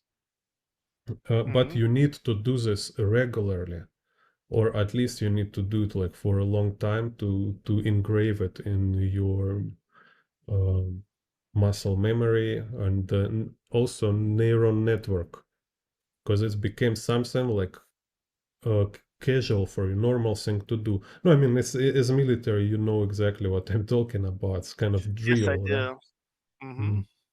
So treat it as a drill, like you break it down into certain elements, into certain steps, and you need to do it for at least, like I say, like 100 times, let's say, at least. So if it's a short time, if it's not much amount of repetition, it's not engraved. It will easily evaporate. So you need to convince your brain it's important data. Yeah, this is the big thing I need to convince my brain of right now. So let's say like figure here, right? So you can Yep. spend some time, draw stuff like this, not for showing someone, just for like a drill in it. Just go through this process. So like elbow here, elbow there, let's say, for example, right? Just to feel like how when it's odd, when it's right, then you can take like ink and draw over it, like see like how it will feels when you will draw it with the ink. And like first your couple drawings of place and figure in this kind of perspective will be very feels very bad and like a very wrong. Everything will be like awkward, and it's okay because you don't need um, artwork and result. You need this process. Right. Exactly. It's like, yeah, it's kind of also problem with Kim Jong-gi art. Like everybody, like big young artists, like kind of beginners, watch him and think like, ah, so this how you should draw. You just sit and draw without pencil, kind of. Well, when the thing they don't understand about him is this is how he started doing this, and that's how yeah, he's and I able to like do it without doing it. yeah, and basically he's doing performance art. It's not actual like illustration or a comic book process. He performing. He just said like, okay, I draw this stuff before, and now I draw it again for you, because like I need to draw it fast, right? So I draw something I draw before. It's not like you're sit here and you like, okay, I have a script and I like without pencil anything, I just drawing like outstanding work for you, kind of here in front of crowd.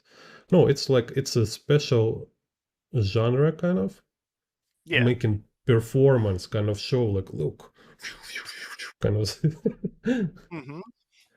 You want to see? Do you want to see what he drew in my book when I got a oh book from cool. him? Hold Oh, on. let's see. See if I can get this on here. Oh cool. Can you see that? Okay. It's Yeah, delayed, yeah. so I can't really see. He drew uh, a boob. cool. It's pretty cool. Yeah, like so Yeah. many like realism in just signature for a book. Hmm. Yeah. It's just stuff is just insane. Like most of his stuff, it's just observation, like him drawing like a big scene outside, or him on an airplane, or dude literally just drew all the time. Mm. What an amazing, amazing person. Yeah. So this 3 point, right? You want some like fish eye stuff, right? Yeah. So I have this scene, Mm-hmm. the two characters, and there's this panel I'm going to be working on. The two characters, there's like a camera in front of this door, and it's the view of the camera, and they're like, like you've seen in a movie where two people are looking into a camera, and it's like a fisheye view type of thing, from the Uh-huh. perspective of the guy looking at the view of the camera. Ah, uh-huh. So it's the guy and the girl looking into like this, camera, like, "Ooh." Ah, I see, I see. Like kind of like in the door, like looking in the door, kind of, right? Yeah, yeah, looking like at the peephole kind of stuff, Mm-hmm, like you're looking mm-hmm. through that. Yeah. So it's, yeah, is this like kind of a Mao perspective? I drew a Uh, quick doodle of it. I uh-huh, guess I can uh-huh. kind of show you what my Okay, brain. nice. Hold on. Uh-huh.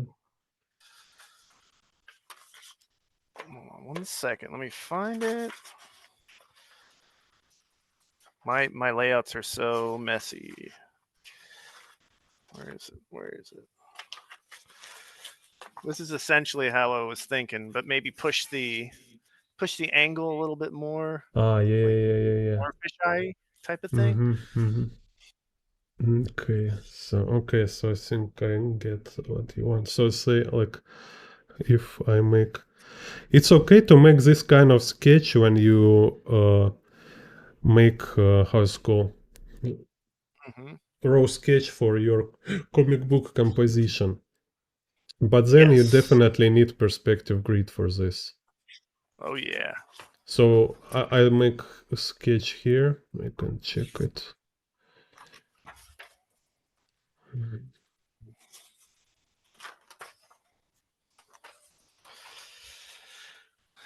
So I like, think I'll always draw traditional. Like a lot of comic book artists, they just move to digital. I think I'll always still do just something special about drawing traditional. mhm, So how my process is, I draw pencils, inks, and then I scan it into the computer and I put it on Clip Studio. I fix some stuff, and then I do the screen tones and I letter it. mhm. So it's pretty much a combined effort of all things, all tools I have. I don't want my work to lose that quality of looking like it was hand drawn. Yeah, yeah, yeah. Anyways, Yeah, I also like to keep it traditional because I like to go sometimes travel and draw like different city views. Yeah, that too. Так, so here like I draw, you see, like, is it right? This kind Yep. of distortion. So yeah, so it's kind of good example, like which I also like recently I get like a very clear idea of it, how it works, how you can apply. It's like you need to marry objects with a perspective grid. That's it.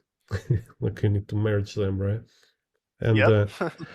here's like I say, it's a case like when you say you make decision which type of perspective you want to implement here, right? Yes. And you say, okay, this is fisheye perspective. For this type of fisheye perspective, which means like we have like camera like looking here, it's like direction of camera here, and horizon line is here about kind of middle of figures.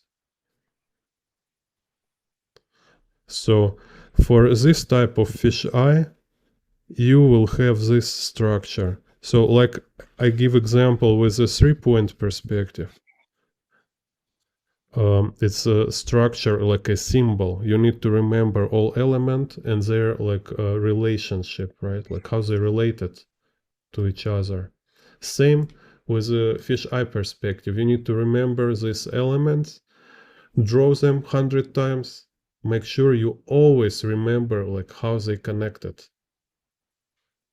Yep. So Got it's it. very simple. Just do it. Push yourself. Uh, it's maybe very boring, but it's important. So here we have one element. It's a horizon line. Now you see how I do this y-axis get through horizon line with a 90-degree, right? So then it looks like 5-point perspective because like we have this circle. So you see this kind of element of this type of perspective, cross and circle. So when this like horizon line pierce this circle, we will have x on the left and x on the right. So this how is different from 3-point perspective because Right. here's left and right vanishing point is both x. So it's like what you see on the left and what you see when you like left shoulder and right shoulder kind of. And center point, this intersection of y-axis with horizon line, is the z vanishing point. So in this construction, this z vanishing point is just a straight lines. Gotcha. So just memorize it. And y-axis gets through, we will have this zenith and nadir. So you can show and off sometimes, tell these terms. Make you like the smartest man in the room. Yeah. I can't believe I never heard those two terms. Even going to art school and everything. Yeah, now you can You learn. sail to. Mhm. There's always something to learn. What were you gonna say? No, you will say like I can't believe you never hear this term. Yeah. It's like really you never hear? I can't believe you never hear it. Like tell to other Oh yeah. artists. You never heard of that? It's And like you call oh yourself an artist? yeah, like oh my god, why I talking with you? Yeah. Okay, and here's like this like my kind of system for you and say that you also like help to remember fast just to it's kind of like I don't know it's just like help to memorize faster is to remember principles and sequence. So here what is principle? It's like when we have this y-axis, right? Inside circle, it's a straight line here going through z vanishing point, right? Yes. And then same y-axis, it's this curve, like half circle, goes through x vanishing point.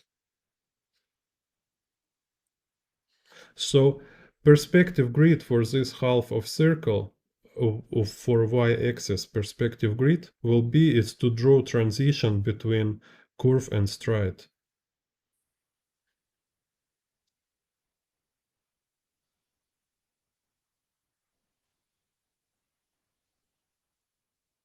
So it's very easy to do when you kind of like find middle. You kind of okay, we have subdivide kind of this, and then again middle subdivide, and middle subdivide here, and you just kind of eyeballing this transition. You don't need to be precise. You just make this kind of vision of a straight line gradually becoming curve.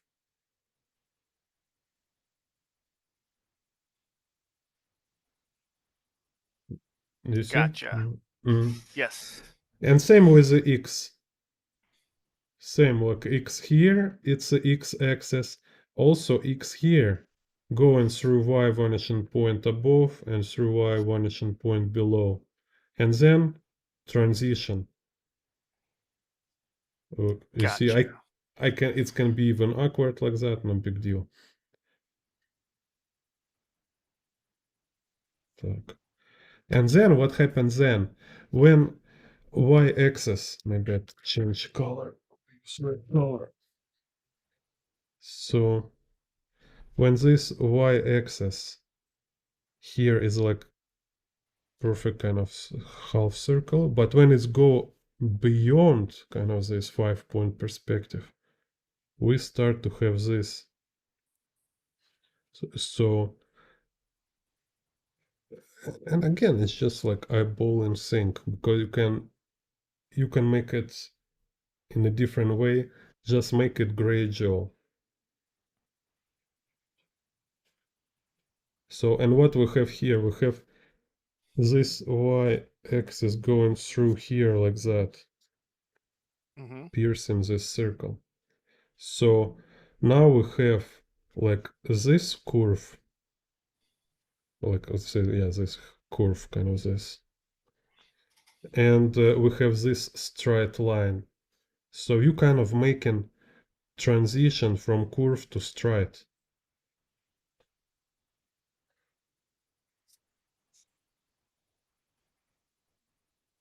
You see, kind of, right? Yes. So this is kind of a structure of this type of perspective. So once you draw it like many times, so make sure you will never confuse this curve direction, like which curve is represent which axis.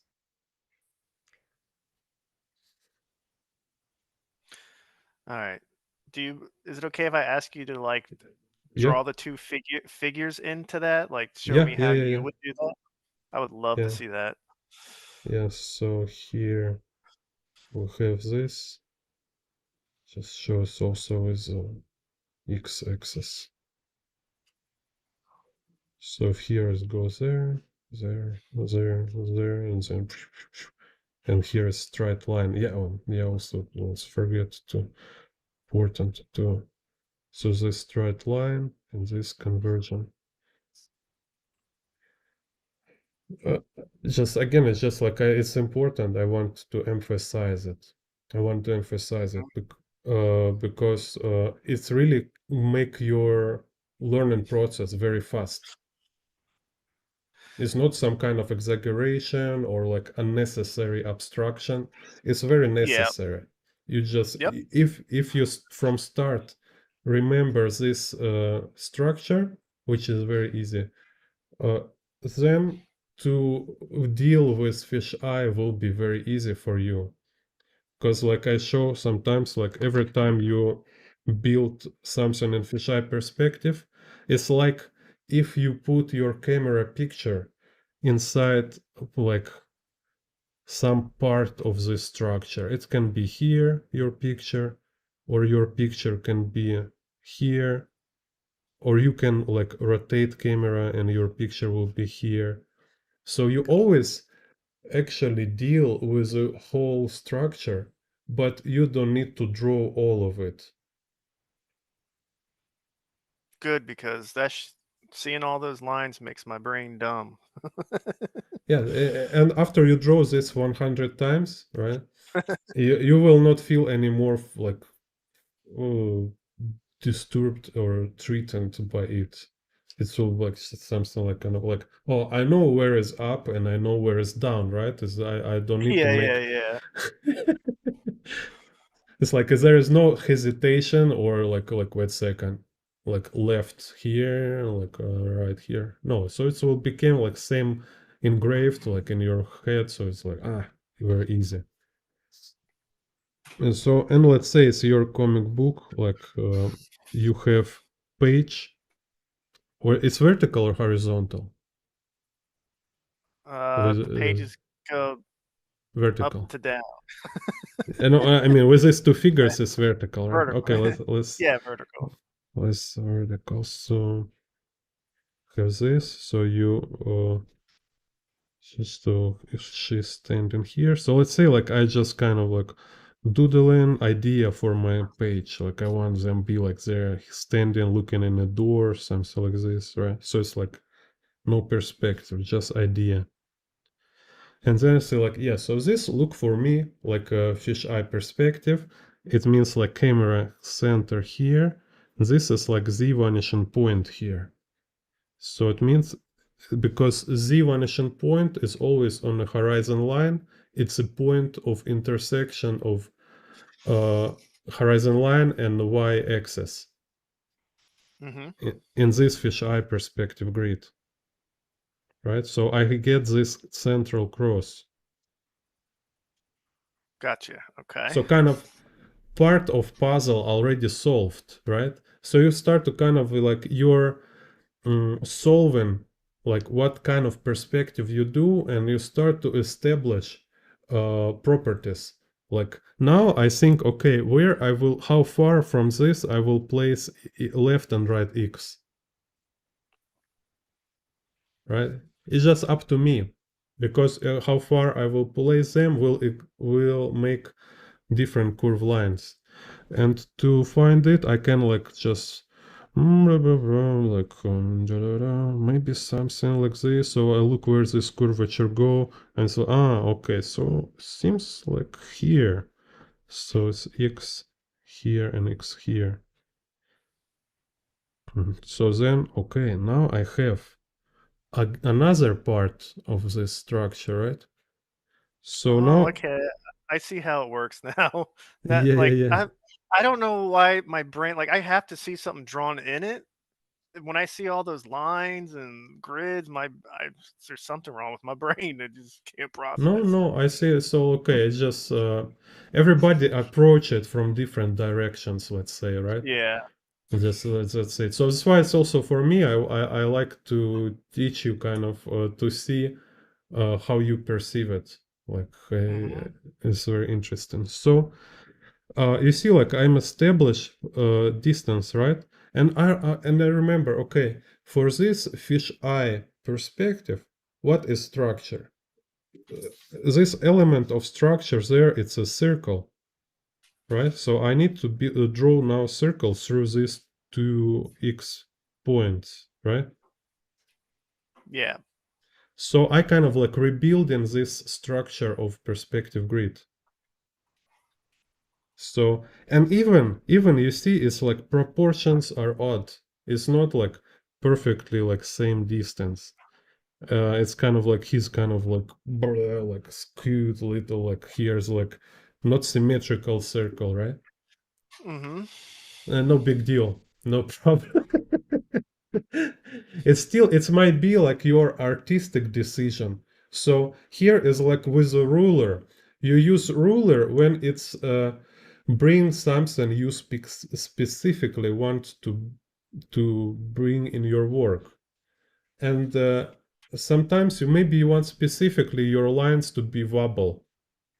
Sometimes, maybe like you're a super perspective artist and you will purposefully kind of little distort this structure of a perspective grid. So this is kind of also idea, like what you learn is like how you can uh, break rules of perspective without breaking like core principles. So core principle here is that there is circle and there is this cross and vanishing points on the edge of circle, like this Right. intersection of cross on a circle, right? We have like 4 vanishing points, and this is the vanishing point here. So now I can just rebuild whole structure. That's it. So simple. So now I can draw as many is this x axis as I want,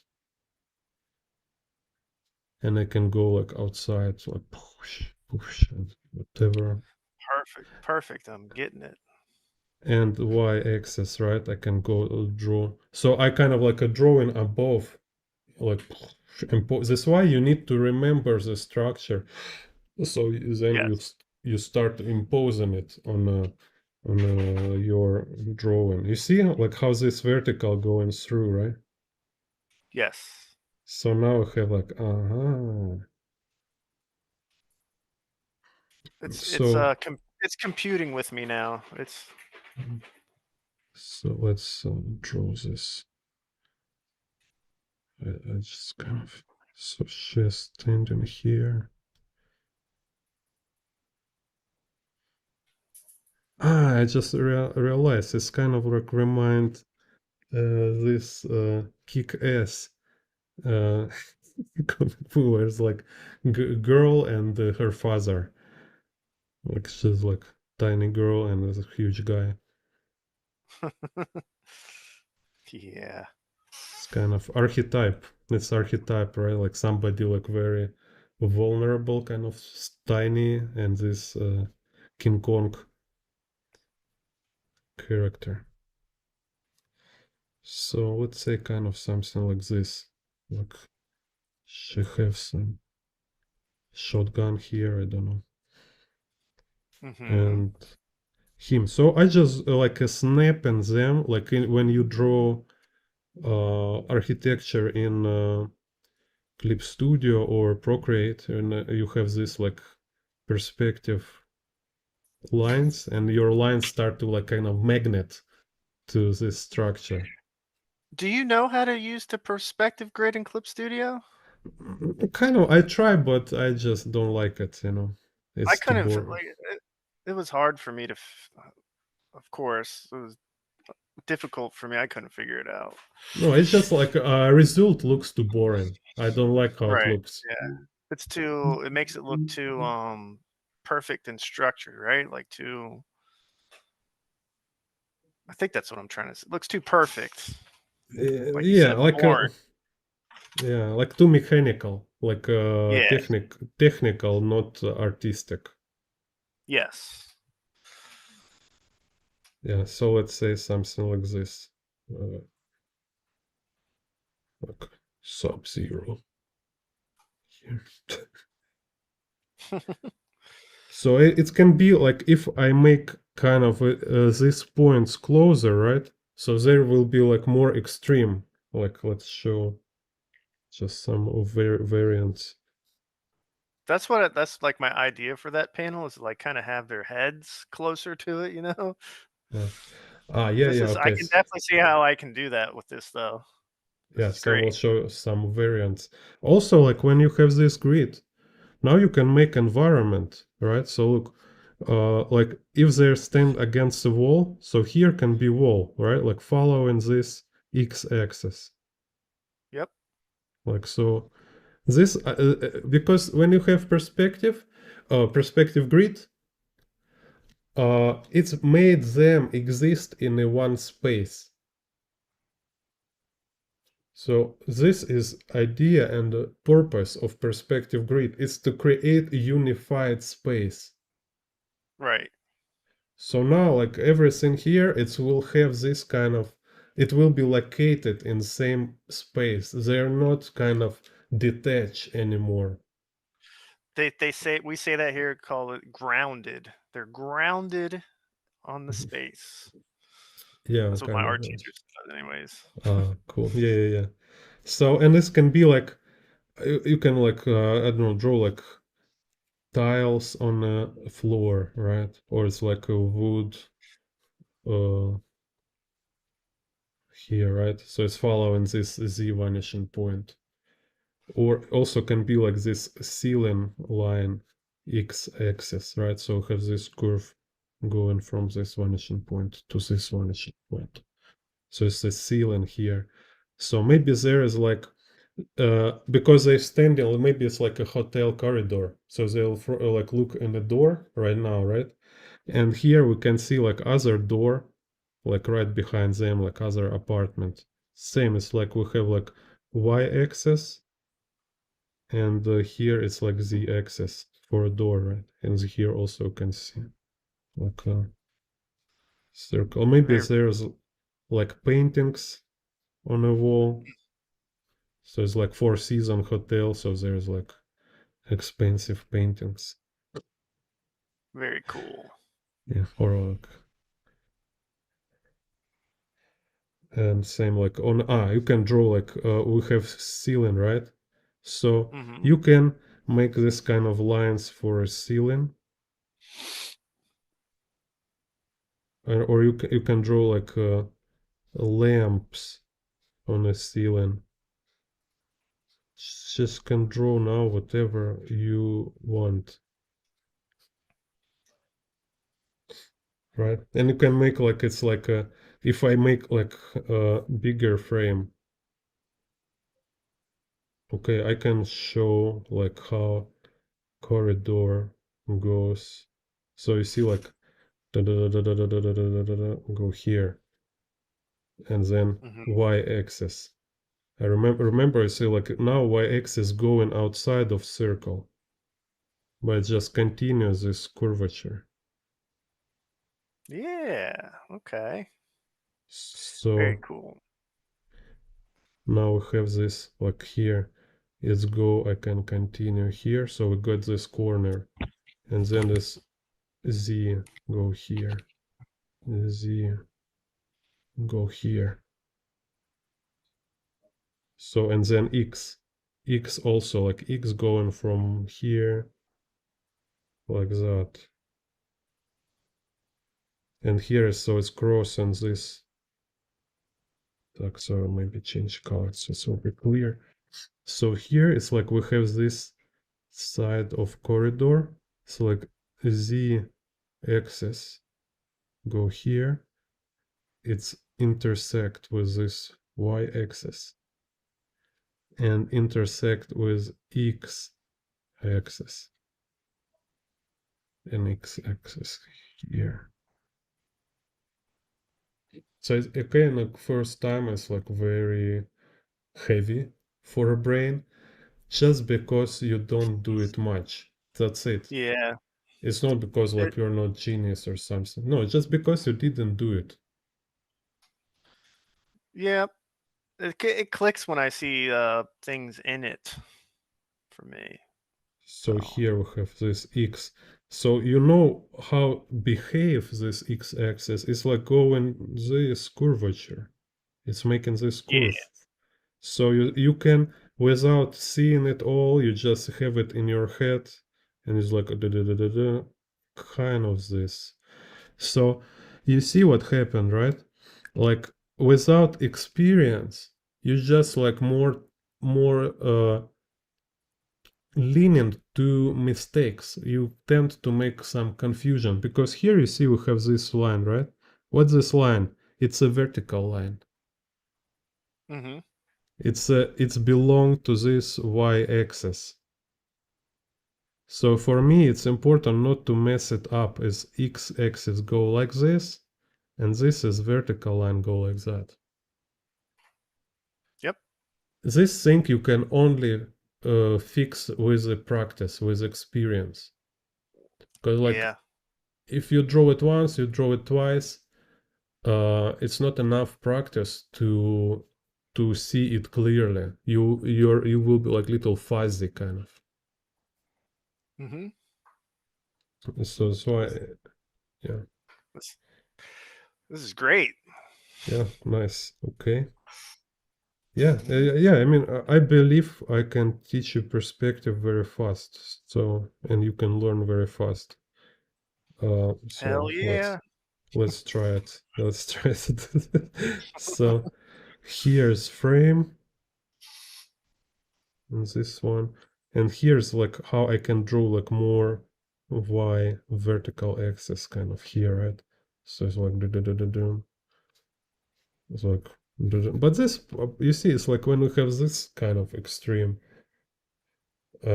we usually don't go too far, right? It's now it's became like 6 point perspective. Yeah, because this one is like 6 point perspective grid. Anyway, so just remember like what I show you. Maybe later you will rewind and practice, repeat every step I show you. Okay, Yes. and really like do it every day. Do it like 10 times a day every day. And what is important and what is it's really convenient, like take some cheap paper with you when you go somewhere, like you need to wait 5 minutes somewhere, right? Like in a line, in the elevator, anywhere like you need to wait. Just take this piece of paper, some pen or pencil, and draw this structure.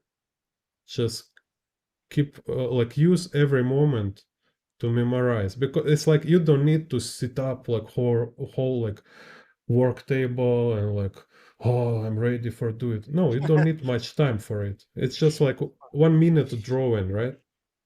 Yes. So even better, like first maybe like at first at beginning you sit on your work table, you're very concentrate, but after just do it anywhere. It's just important to um, kind of gather this amount, like a mileage kind of with this thing. And Yep. it's even better for your brain, do it in a different environment. That's true. I didn't even think about that. Yeah, it's kind of how you learn language. You like do it at home, and then you go into bar or you go to some meeting. You talk with people on a Skype. You talk with real people. Like more, you have different uh, application, different type of environment for your practice. Faster you will remember. Так, so. And here, I also like, without you asking me this question, I already know what is your next problem with this.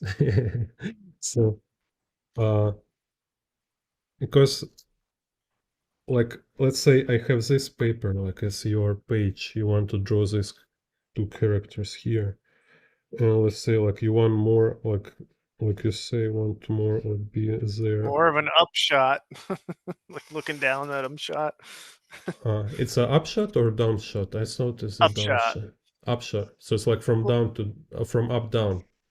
yeah, Oh, yeah, okay. yeah. Okay. I called this a downshot. Whoops. So I That's kind of okay. It again, was the I kind of clearest doodle. mm, so I kind of like think about it like, okay, so there's like two characters standing here. I try to find like kind of like maybe he's kind of like leaning towards because he's tall, right? I want to kind of fit him. So she's like standing here. Um, yeah, I see. This requires Yeah. some also attempts to get. That's why also kind of for this one, yeah, what I mentioned in the tutorial about how to draw fisheye proportions in a fisheye perspective. Hmm. It's that because it's so unnatural, uh, you actually need a reference to reaffirm, like reassure you doing it right. Yeah. It's when you didn't do it much, you don't have like a clear vision which will tell you like, yes, this is proper proportions. Even like I say, when you know how to measure it, like all this uh, yeah, it's kind of always this about this simple approach when we kind of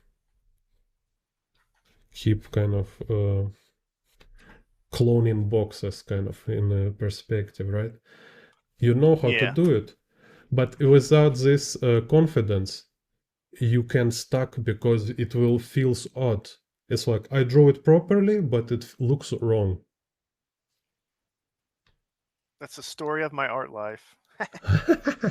So, and this fish-eye perspective, like it's all about this. It's all kind of wrong.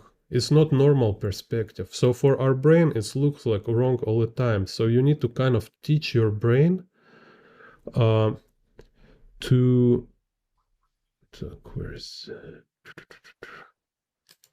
teach your brain to make sure kind of like it's a proper fish-eye distortion. So let's Yes. say like this guy, right? There is no way to properly calculate it yourself. Just no way. I was like meditating on this for a long time, thinking like, is there like let's say like him here, right? In Mm-hmm. his hand, right? So we have like this ratio change in hand, head, shoulders, and then we have figure here, like walking somebody behind. And I was like, oh, Jim, teach me like how to calculate why he is this size and she is this size. Oh, Mm. Jesus Christ. It's like it's so complicated. Like I will need to I will get a Nobel Prize if I will really explain how it works. Because yeah, it's easy to draw over them. Like I can show it on a reference, but calculate it yourself. It's kind of it became like this, like a quantum physics thing. You kind of you will become Neo in the process. You'll start like now I see like matter of a universe. Like I can like change reality. Yeah. Yeah. So really like spend some time and when you have this kind of extreme idea for extreme angle, it's better to be influenced with some reference.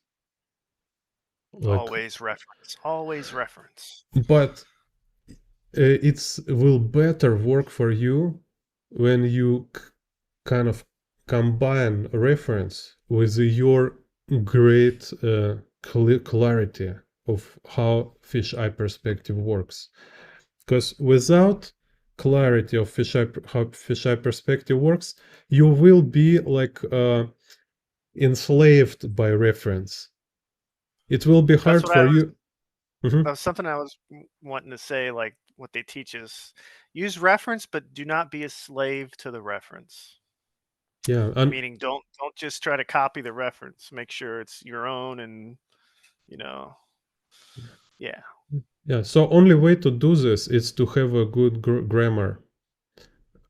So like here, for example, like we have what I see here, right? Like a knowing structure, I can break it down like in every way. So it's like we have a space here from this angle, right? I even can say what kind of angle here. It's like um,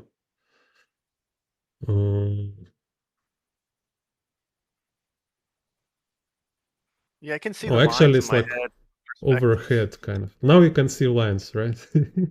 Hmm. or so like we can see like where is like vanishing points, like and so figures here, right? So you can take them out from here. You can only draw this environment. You can change it like I just did. Like it can be like corridor. It can be roof of a building. It can be like interior of a spaceship. So you can place here like 5 figure. You can put them like somebody sit on a table, somebody lying on the ground, because you understand how to draw stuff in a perspective grid. Yes. So you see here perspective grid, and then you can place stuff around this. But this reference help you to, like I say, it just help you to make sure to be confident when you draw distorted proportions, because like it will always feels awkward and something wrong with it. So you, when you have reference, you say like, ah, okay, so this level of distortion, it's normal for this type of perspective, for this kind of angle, camera angle, like I was showing with these guys, for example. You need to have this kind of reference in front of you, just to have idea like, oh, look, this head so big, and like hand, arm so long, and all this, like they're not match. Like this hand here looks so different from this here, right? Yeah. I love And this like, angle view, perspective view. so you want kind of this one for this to your characters? Like that, but not as extreme. Okay, Maybe let's just a see, maybe little less extreme. like this. Yeah, pretty much. Oh, but okay, not, but not so high angle, right? So it's like more like 45 camera angle. Yeah, just a little bit lower. Okay. Anyway, let's just drop it here. Так, let's see. Так, bro. So trying to. So maybe something like this.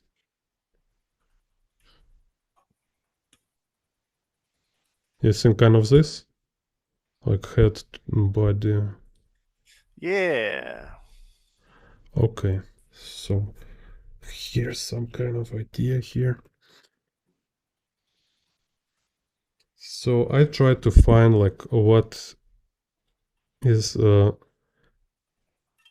um how this fisheye perspective is match with this composition, right? Hmm. And so here I make him like torso, he's leaning towards. So let's make it even more hard. So, and looks like, for me, it looks like this will be vanishing point on the ground. So it's already, like I start to kind of revealing perspective, like I showed before, right? So if I find y vanishing point, now I have less elements to find. So I think like, okay, camera tilted or not. If it's not tilted, then it will be this y-axis straight line go here without angle. So now I need to find where will be the vanishing point with the horizon line. Maybe it's like his eye level. So here, okay, now I find the vanishing point, horizon line, y vanishing point here. And you see how to do when I cannot draw whole circle, right? Yes. I don't have space. This is why you need to have this practice, because now I can see it in the space, right? I can see it, just I can see it like hallucination kind of. Yeah. So I just like I can see like, okay, somewhere there. So I just draw circle uh without having space for draw him completely, right? So I just see somewhere there. So somewhere here will be x vanishing point. So, and I can redraw structure without having a full structure in front of me. So this will be x-axis, right? Like I imagine somewhere there x and x vanishing points on a circle. Mhm.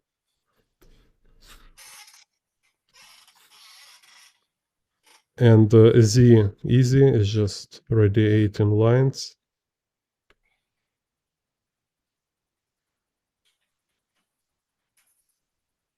Yes, I see. I see it in my brain. Yeah. And y-axis, right? I kind of imagine this vanishing point above. And I don't need to be super precise. It Mm-hmm. just I should like kind of recreate the structure close enough. Right. This has really helped me a lot. Like seriously. Cool. Yeah. So this straight line go here, right? And Mm-hmm. then like I was showing you sequence, remember before, like we have this curve and we have straight line. And now I need to make a transition from this curve to this straight line. And you even like say it in the words for yourself. You say like, okay, we have like cross, we have circle. This give us like this 5 vanishing points. Then we have like from y to y go this way, right? Yep. And then here I have this straight line, and then I have this curve. So I need to make like this curve change for this straight line. You telling it for yourself, like the whole this idea. Because if you will not say it, if you will not look it that way, you will do mistake.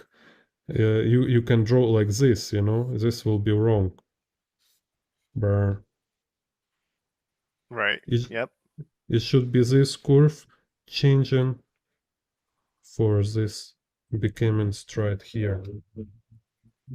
So, so this is perspective grid here, right? Now we have this like a row sketch here. And now I just kind of, again, it's like helping me to see these awkward proportions. Because if I draw this, I mean, honestly, look, like if I draw this myself, I will think it's wrong. Like if Yep. I don't have reference, right? I just like draw this like.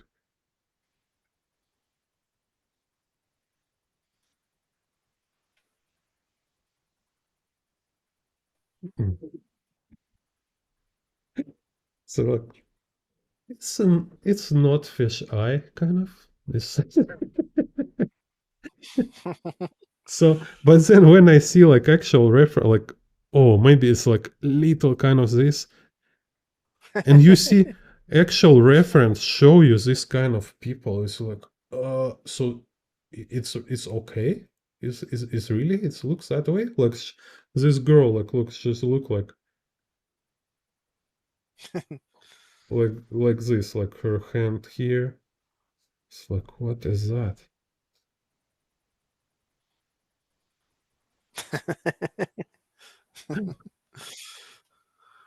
So it's really you find some reference, just put it near you, and you can like inspire like by them. So say like this. So now I just find like this like shoulder lines, hip lines, knee lines, and where is their they're not standing directly on Y vanishing point. They're standing somewhere here. So just try to find proper ratio, proper proportions, and align their edges with perspective grid. So it's Mm-hmm. like figures, it's orientation. So it's like where is located. It's one Yep. thing. Orientation. Second is ratio. And number three, it's this kind of edges. So edges you align to perspective grid. Like no, even like I mean like in this case, it's not every edges, but it's like you choose which one, like pelvis, knees, right? So it's kind of you align them to grid. And but ratio and orientation is a lot of different reason why it's this way. So sometimes you can like steal this ratio and orientation from reference. Sometimes it's just intuition, some kind of your uh,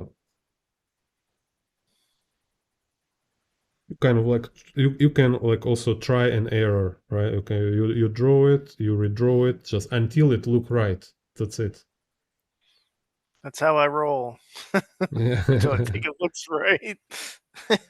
Yeah, cause like on my channel, like people sometimes are so like I'm kind of like a crazy guy who really like calculate and everything. And so like you cannot draw something without perspective.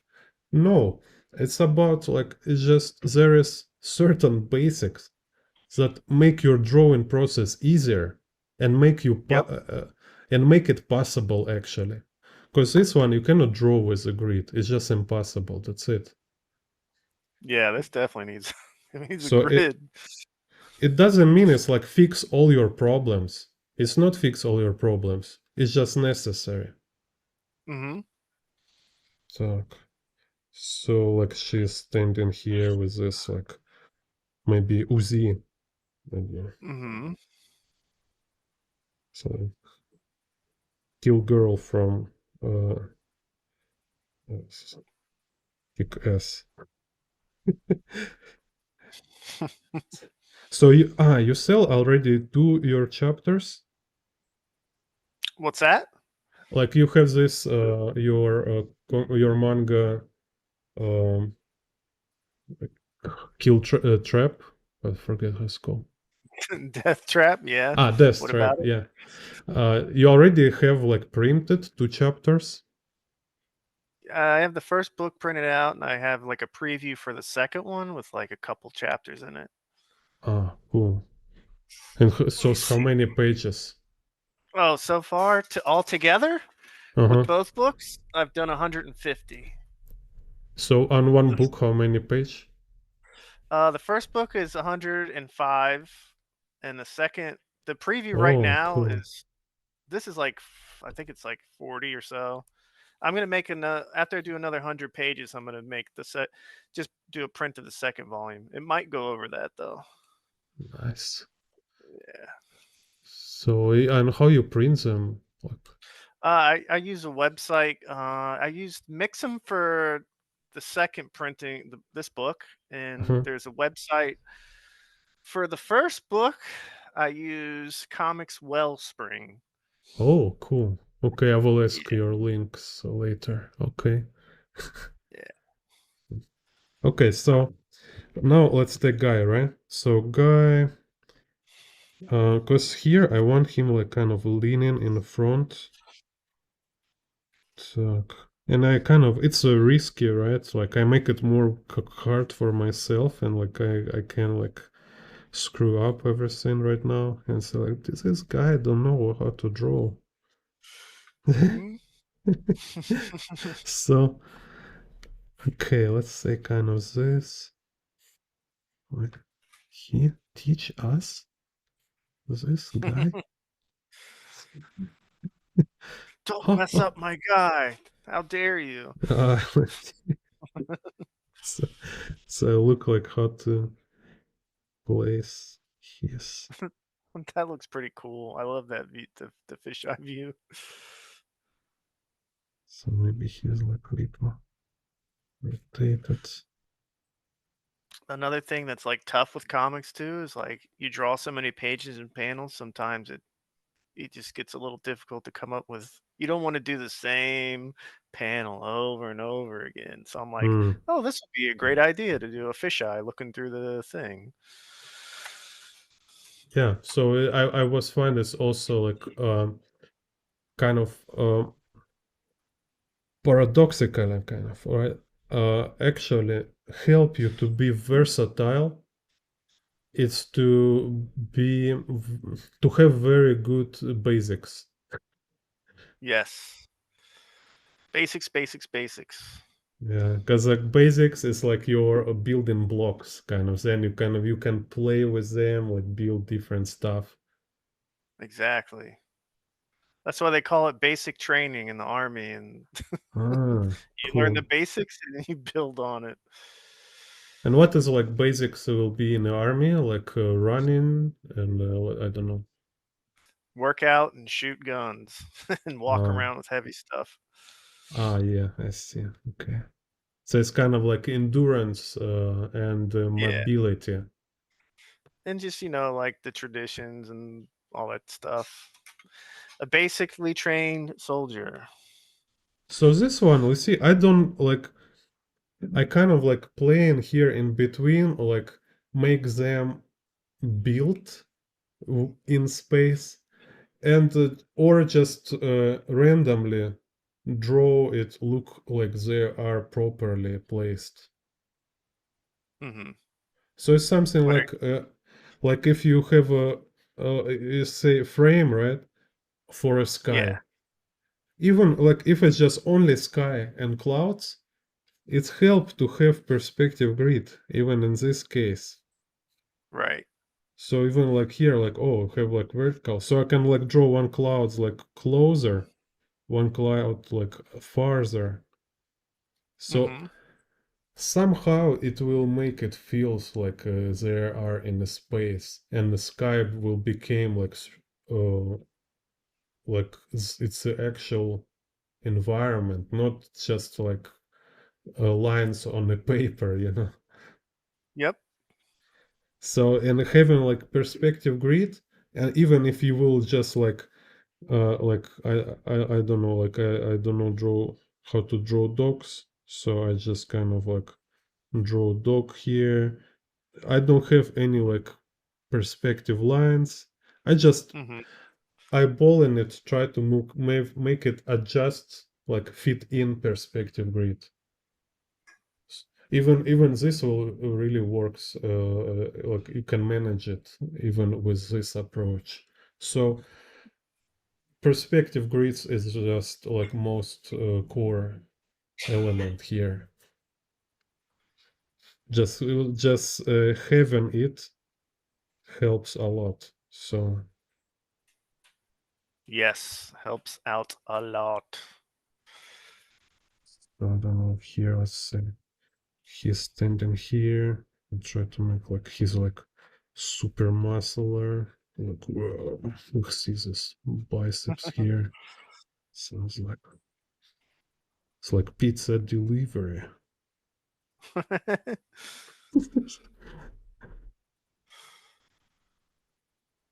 Like he Nice. have so yeah, and it can be like if you watch like Daniel Warren Johnson and Ryan Berry, Nine Monkeys. Hmm. Sometimes they have this kind of like very messy pencil, right?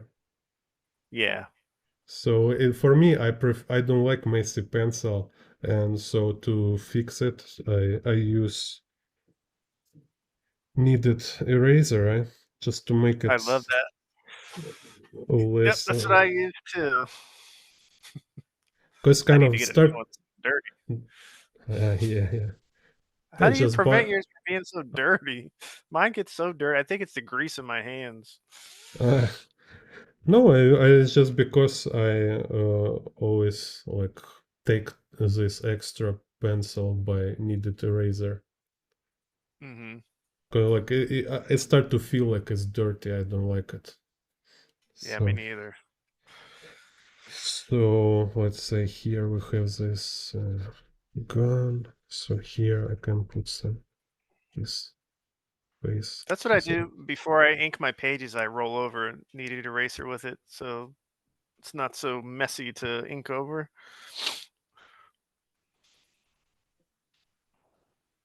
here look doesn't look friendly at all. Nope, he is not friendly. It's like sorry, I forget to eat my meds. Or like I don't know. Pretty much. This is like I'm not in the mood, dude. Better open His, your door. he's a one-track mind. The mission is all that matters. Uh, Killing the bad guy and is that mission.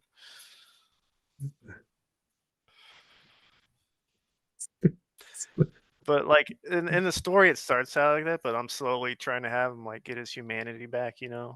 mm, yeah, it's Slowly but cool. surely. So you learn storytelling in a Kubert school too, right? Yeah, I think it Nice. kind of came naturally to me too, because I just love movies and I've always been watching movies, reading comics. I get a lot of inspiration from all that stuff too. Mhm. So you see, kind of like it's already like I go like from general to specifics, right? Hmm. So and it's very useful approach. It's like when you have structure on this like every level, like idea of perfect structure, even if you're not following it precisely, right? Yes.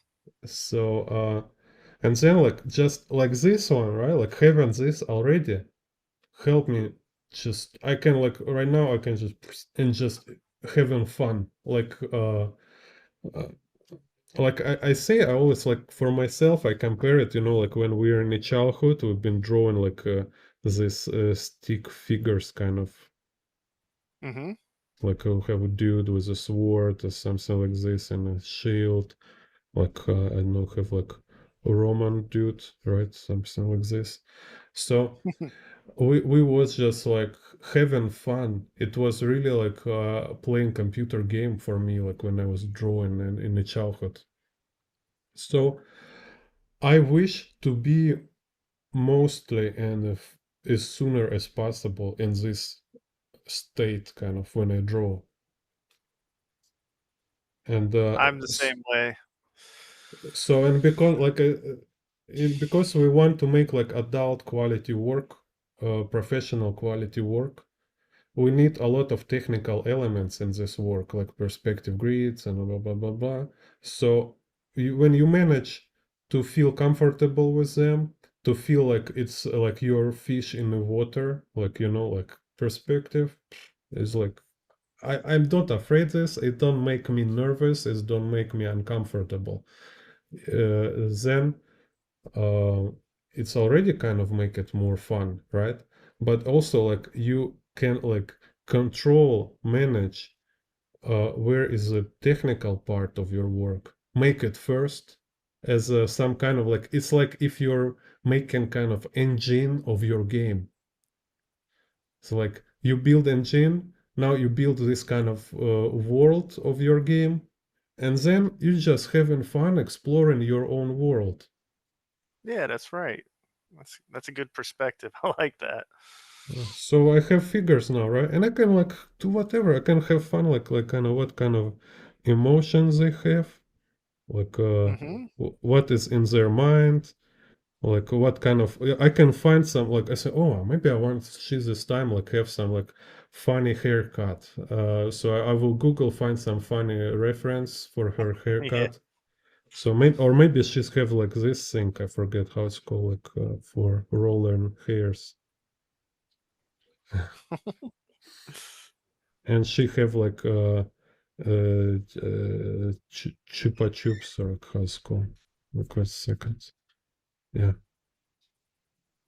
So yeah. So is I just like think not from a perspective of how to make it right, but how to have fun with it. She's like the what's that? What's that kung fu movie where all the old people are fighting? That's what that I don't. reminds me of. So it says this Hong Kong movie, right? I see. Yeah. Yeah, They have this like landlord lady, like, it's like, like Kung super. Fu Hustle or something like that. Yeah, I think hustle. Yeah. So also like for her here, like it's important to she below horizon line, right? Hmm. So Yes. she might like look up or like look up here, right? Or if she looks straight, then we will see to her little top of her head. So Hmm. this is what I was talking also about this box logic. So I don't draw her head as a box. And I don't need, it's not necessary. But I need to keep kind of recalling this idea of box logic. Like what is his head here? It's like this box. It's called like 22 and half, I think, rotation angle. So we can see little of his side here, right? And her head, like because she kind of looking straight, so her head is like this box. Ah, it's actually like, oh, interesting. Like, so her head here will look like 45 angle box with a 22 angle rotation. You see? Yes. So it's like kind of like her forehead here, here, here's like top of her head, something like this. Maybe like, maybe little less than 45. Maybe it's kind of this. So this is kind of how object perspective of object. It's a little different from space. So to be like fluent with the perspective of objects, you need to study boxes. So, and like I say, you memorize structure of fisheye perspective grid, just like a Mhm. symbol with its elements. The same you need to memorize typical angles for cubes. So it's here it's like Taiwan artist Kranz. I learned it from him. I don't know where he learned it. Maybe he invented and he's the genius. So uh, just this set of boxes, right? So it show you how box rotated downwards. So here is like this one is like 45 angle, right? So it's like in the middle between like total rotation. It's in the middle, kind of, right? So we will see it like this in a ratio 2 and 2, like half of a top and half of a front. So, That's well, mhm, artists need to like practice this because that's how you see things in a 3D space instead of just even though it's a 2D medium, you have to see things in a 3D space, you know? yeah, and So, it's like I say, it's help you to uh, have a real versatile approach because you just don't have this natural tendency to have variety of angles. You have like some very average angles in your mind. mhm. So you need to learn like specifically. You see, like yeah, like this part is became interesting. You see, like I was very surprised with this kind of angles when I discovered this chart with the boxes. I was like, wow, yeah, really. I never actually draw this kind of angles before. I think your human brain is like it's just it just naturally just wants to draw things straight up and down, you know, because Yeah. it's on a piece of paper and it's a 2D. So you usually like we are usually like in this like art college or usually like everybody like they draw like when we think about 3D or drawing in a 3D in perspective, it will be something like this or like this. That's it. And everybody just stuck to these two type of angles. Yep. And then like you lost all this. So when we see this like awesome perspective, like all this fish eye and all this stuff, right?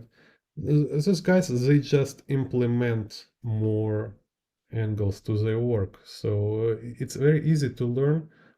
Problem is many artists they don't even aware of it. Yeah, it's they don't want to they're too comfortable drawing what they know. Mm. It's a lot easier to just sit there and do what you know instead of trying new things and trying to learn stuff, I guess. So, and this take me like many years to understand this interesting moment. Is like he will blow my mind with this.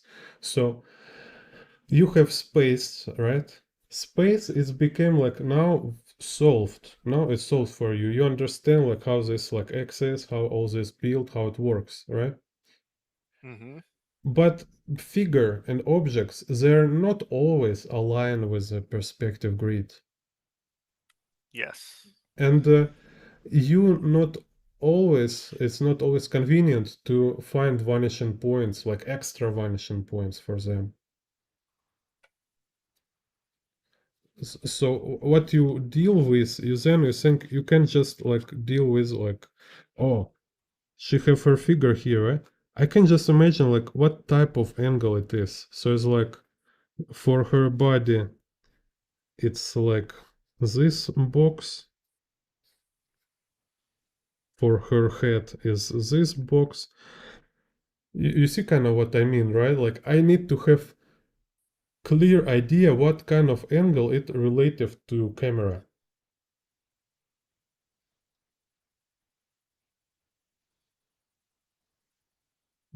Maybe it's difficult. So here, let's say box relative to camera is here. Here, other box relative to camera, like how it's rotated. It's here, right? And Yeah. there, third box relative to camera, it's like this. So similar to perspective grid, when I say for you, first of all, you just need to memorize a structure. So you don't invent perspective grid every time you draw it. You just need to remember it. Same with the angles of a box. You just practice drawing this chart with all these typical angles like this. And then you Mm-hmm. will remember them. So you don't need to kind of calculate every time or something. No, you just say like, ah, it's this kind of box. And actually, like I can say like almost exactly. So I say, okay, this box, what is this? It means it's like ratio 2 and 2, or it's like exposure of like 50% of this side and 50% of this side, right? So I have like clear Yeah. model, like I have clear idea, and then like how many percent exposed of this one, I don't know, like 35, let's say, percent, right? So it's a typical box. It's a particular type of box, particular type of angle. So, and when I draw figure, let's maybe this figure just flying in the space. You know, uh it's funny. Like I'm looking mhm. at this, and I already drew a female figure in my brain in that box as you've been talking. Yeah, great, yeah. It's got So the perfect angles of zigzag. yeah, so and like I say, yeah, so it's like I don't need to draw her like a box, right? Like a Minecraft box. No, it's just about like we see her like a top of a torso here, and we also see side of a torso here, right? So then it's just like general, right? So let's say this is torso, and there here is like her pelvis, kind of legs, something. So I can like let's say her this like a knee, let's say left knee and right knee, right? So she will Mm-hmm. like make this kind of twist. So kind of this, something like that, for example. And her head. So her head is like we see this front of her face, a little of her side, like I don't know, 20% maybe, and a little of her face from a bottom.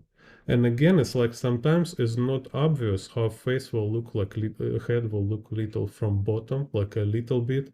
Then you can find this some have this Japanese uh, reference book with different angles shots. So let's say something like this, right? Mm-hmm.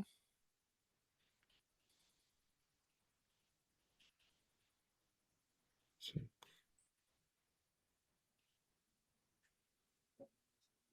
so you connect it like here we have some. I don't know.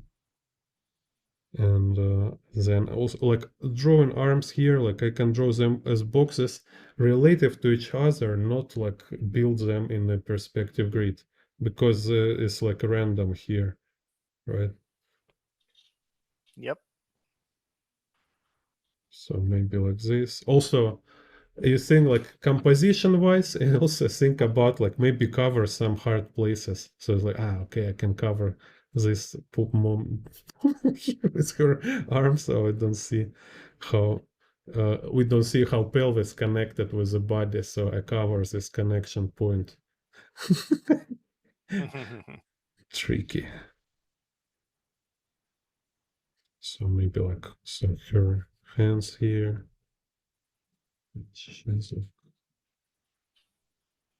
Right, so it's kind of how we why is like kind of essential grammar. It's just make you like we talk about this. It's make it's became like this Lego brick, which make you to have like any like endless amount of combinations. What you can do with this limited amount of boxes, and Yeah. like same like with the perspective grid, you just go somewhere, you're standing in a line, or you're wait you like you play uh ground branch, you waiting like a connection to server, and you just sit like, okay, I want to draw like all this chart with the boxes, right? So it's just or like hell divers. If we hell divers, like you wait where it's like you will connect, and I can like redraw all these angles because I've been like drawing it many times, right? It's really important. It's like a alphabet or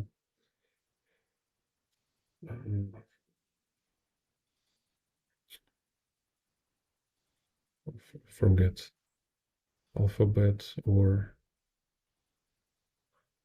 I don't know what you're going with there. so some kind of basics. So here this box will be like here. So it's like combine 22 angle with the 45 angle. It will be this kind of rotation, right? So it's like rotated 25 and 45 vertically, right? So you like train your brain. It's a train for your brain. Like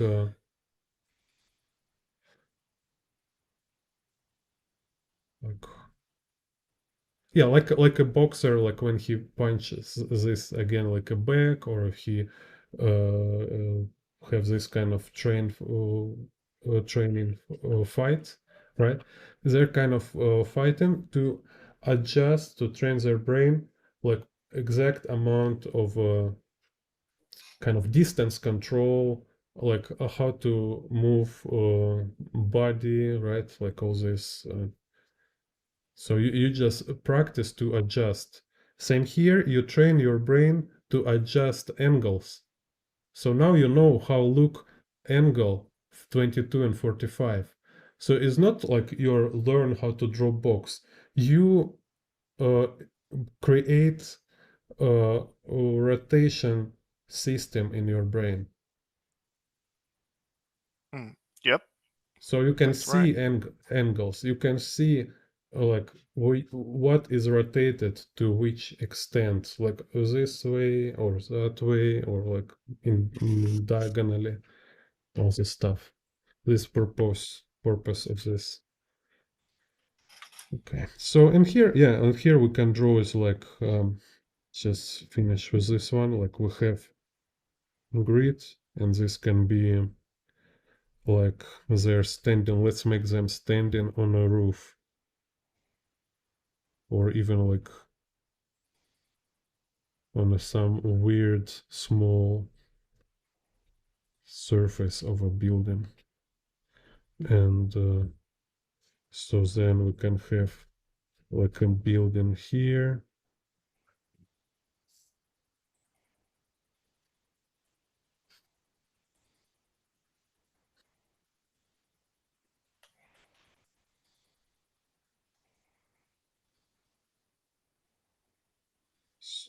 Just whatever can be anything. So easy to draw when you have a grid.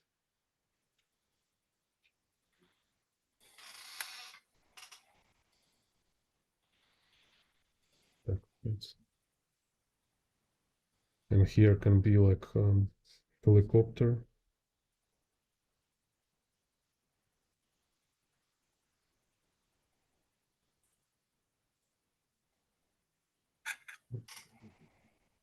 And like this kind of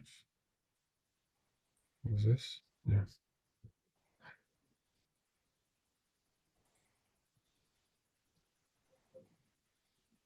It's like so I can like you see like I make any subdivision. It can be windows. You can carve this building. I can like oh I want to carve it like this.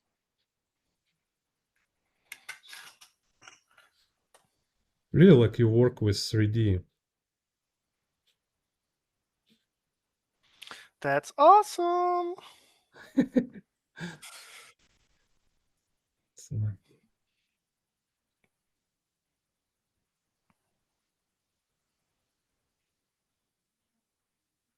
so and there like window here.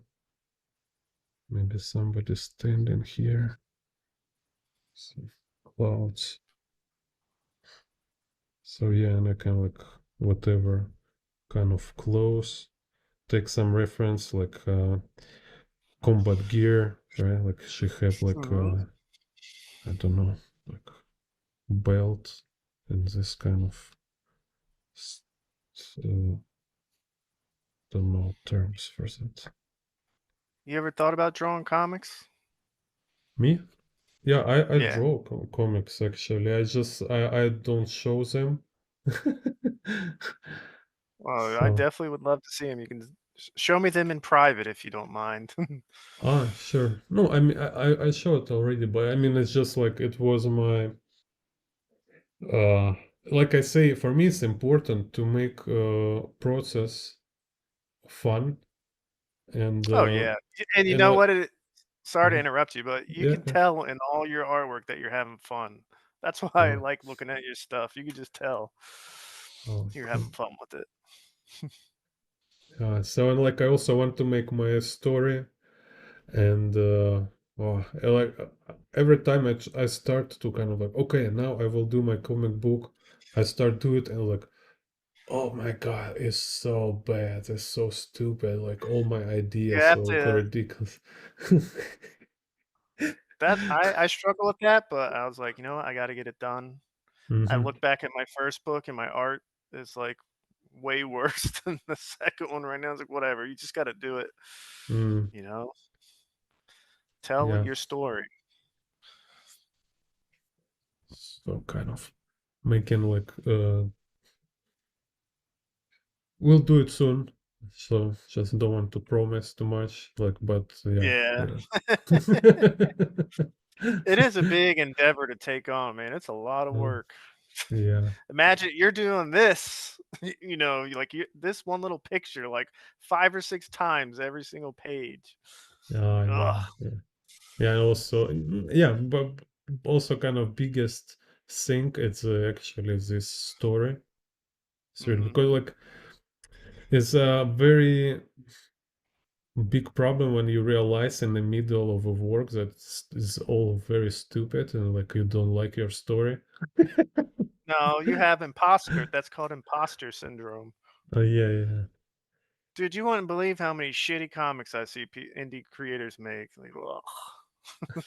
At least, or at least get the fucking art right. Like, So, I would buy your stuff in a heartbeat just for the oh, art cool, alone. cool. Okay, yeah, When's so your sure. motorcycle book coming out? Aren't you making a motorcycle book? Yeah, I need to finish it. There's like still I about need like that. 50 pages. Ah, Cool, okay. okay. Yeah. Is there This- printers in Taiwan or? must be, but it's all like kind of look expensive anyway. So I will Yeah, it see. is expensive. Yeah, we'll see how to do it. You I can was always do like, a digital book too. I was pitching it already, like talk with some publishers on internet and like artist book publishers. And they say like maybe this topic is very specific, it's not so popular, like how to draw That's boobs in fisheye perspective, you know. that's dumb because I see so many different how to draw this, how to draw that books everywhere. I think how to draw motorcycles is a great book because that's one of the hardest things to to draw Mm. is vehicles and then motorcycles because there's the wheels and everything. So do you have like some more time, or you already like Uh, yeah. How much longer do you want to go? okay, let's see, like maybe I can also cover little motorcycles. So this one helped, right? Already. Oh yeah, big help. I'll be Okay. coming back to this. I'll be coming back to this when I actually draw that panel. Uh-huh. So motorcycles. Like Yeah. all I already say is kind of explains a lot and help you with the motorcycles. So let's see. I will open. I have like a pure ref with the motorcycles. Yeah. I think the biggest for I don't know why the biggest problem for me with them is the wheels. I don't know why. I don't know what it Uh, is about the wheels. I don't know. It's a pain in the ellipse. ass. It's circles. It's yeah, everybody hate it. I don't hate it. It's just for some reason I don't know what's wrong with my brain. It's like it's not like computing right to do the get all the ellipses the way they should be. Yeah, so I always explain it this way. It's just about getting accustomed. So it's always kind of it's absolutely normal. It's absolutely kind of standard stuff. It's like we Yeah. have this arc, right? So first it's like imagine I like kind of on one moment I just get this metaphor kind of which help me just where artists will like images, right? So I just imagine like, hey, it's really looks this way like art or a specific direction in art is like this dragon in a cartoon.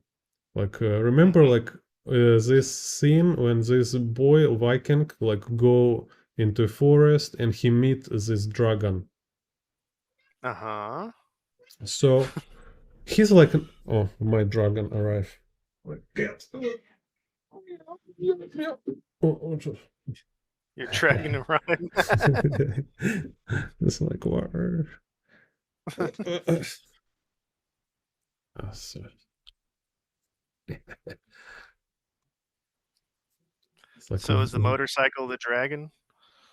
yeah. So Okay. it's like he see first time this dragon, right? It's like huge, Mhm. scary, all stuff. So he's intimidated and afraid. And this dragon also like look at him as like kind of who's this guy because he already know people is danger. Like maybe he is danger too. Like he will take some like shotgun from his back, you know, who never know. Like so he also like nervous. So same here. It's like kind of this subject. He don't know you, and you not don't know it. So you're both kind of not much yet. You're not friends. So you just first time notice each other. Then there's like more time kind of you spend together. More you it became like kind of normal. Like say like yeah, I see this guy around a lot. It seems not he's not danger kind of you know. And you kind of starts like yeah I kind of start to bet you like see patterns you better understand like what type of this subject or creature kind of right so you get accustomed and then it start to notice you like more start to look you more precisely so like okay this, like who actually is this guy like I see him all the time maybe he actually is interesting character something like I want to like attention kind of on him you know on you Mhm. and then it see your attitude. It see like, oh, you're very diligent. For you, it's very important. And you kind of like, you're not like, oh, teach me perspective, how to be great right now. No, you want to contribute. You want to like dedicate yourself to it. You want to, you make like you will teach somebody about perspective. You will make some great uh, drawings with perspective, stuff like this, right? You don't want Yes. take it for yourself to show everybody you are a great artist. Like, look my perspective, I'm so great, like I draw better than you, kind of this, right? Because if Yeah.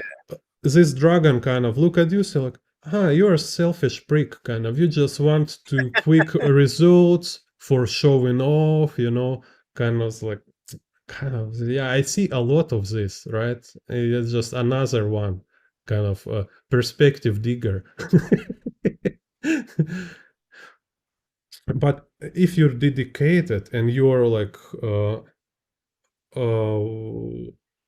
say generous kind of, right, and stuff. So this kind of dragon look is like, yeah, I kind of like this guy, and I respect his attitude. And now he start to share with you like he now at this point when this like a dragon recognize you and say like, wow, you're a cool guy. You start to see how magic happen. Yeah. It's You like, heard the dragon. yeah, it's like this perspective kind of start to. It's like some stuff like just happen naturally. It's like what's this? Like I never have kind of like intention to make this stuff so cool. It just happened this way, you know.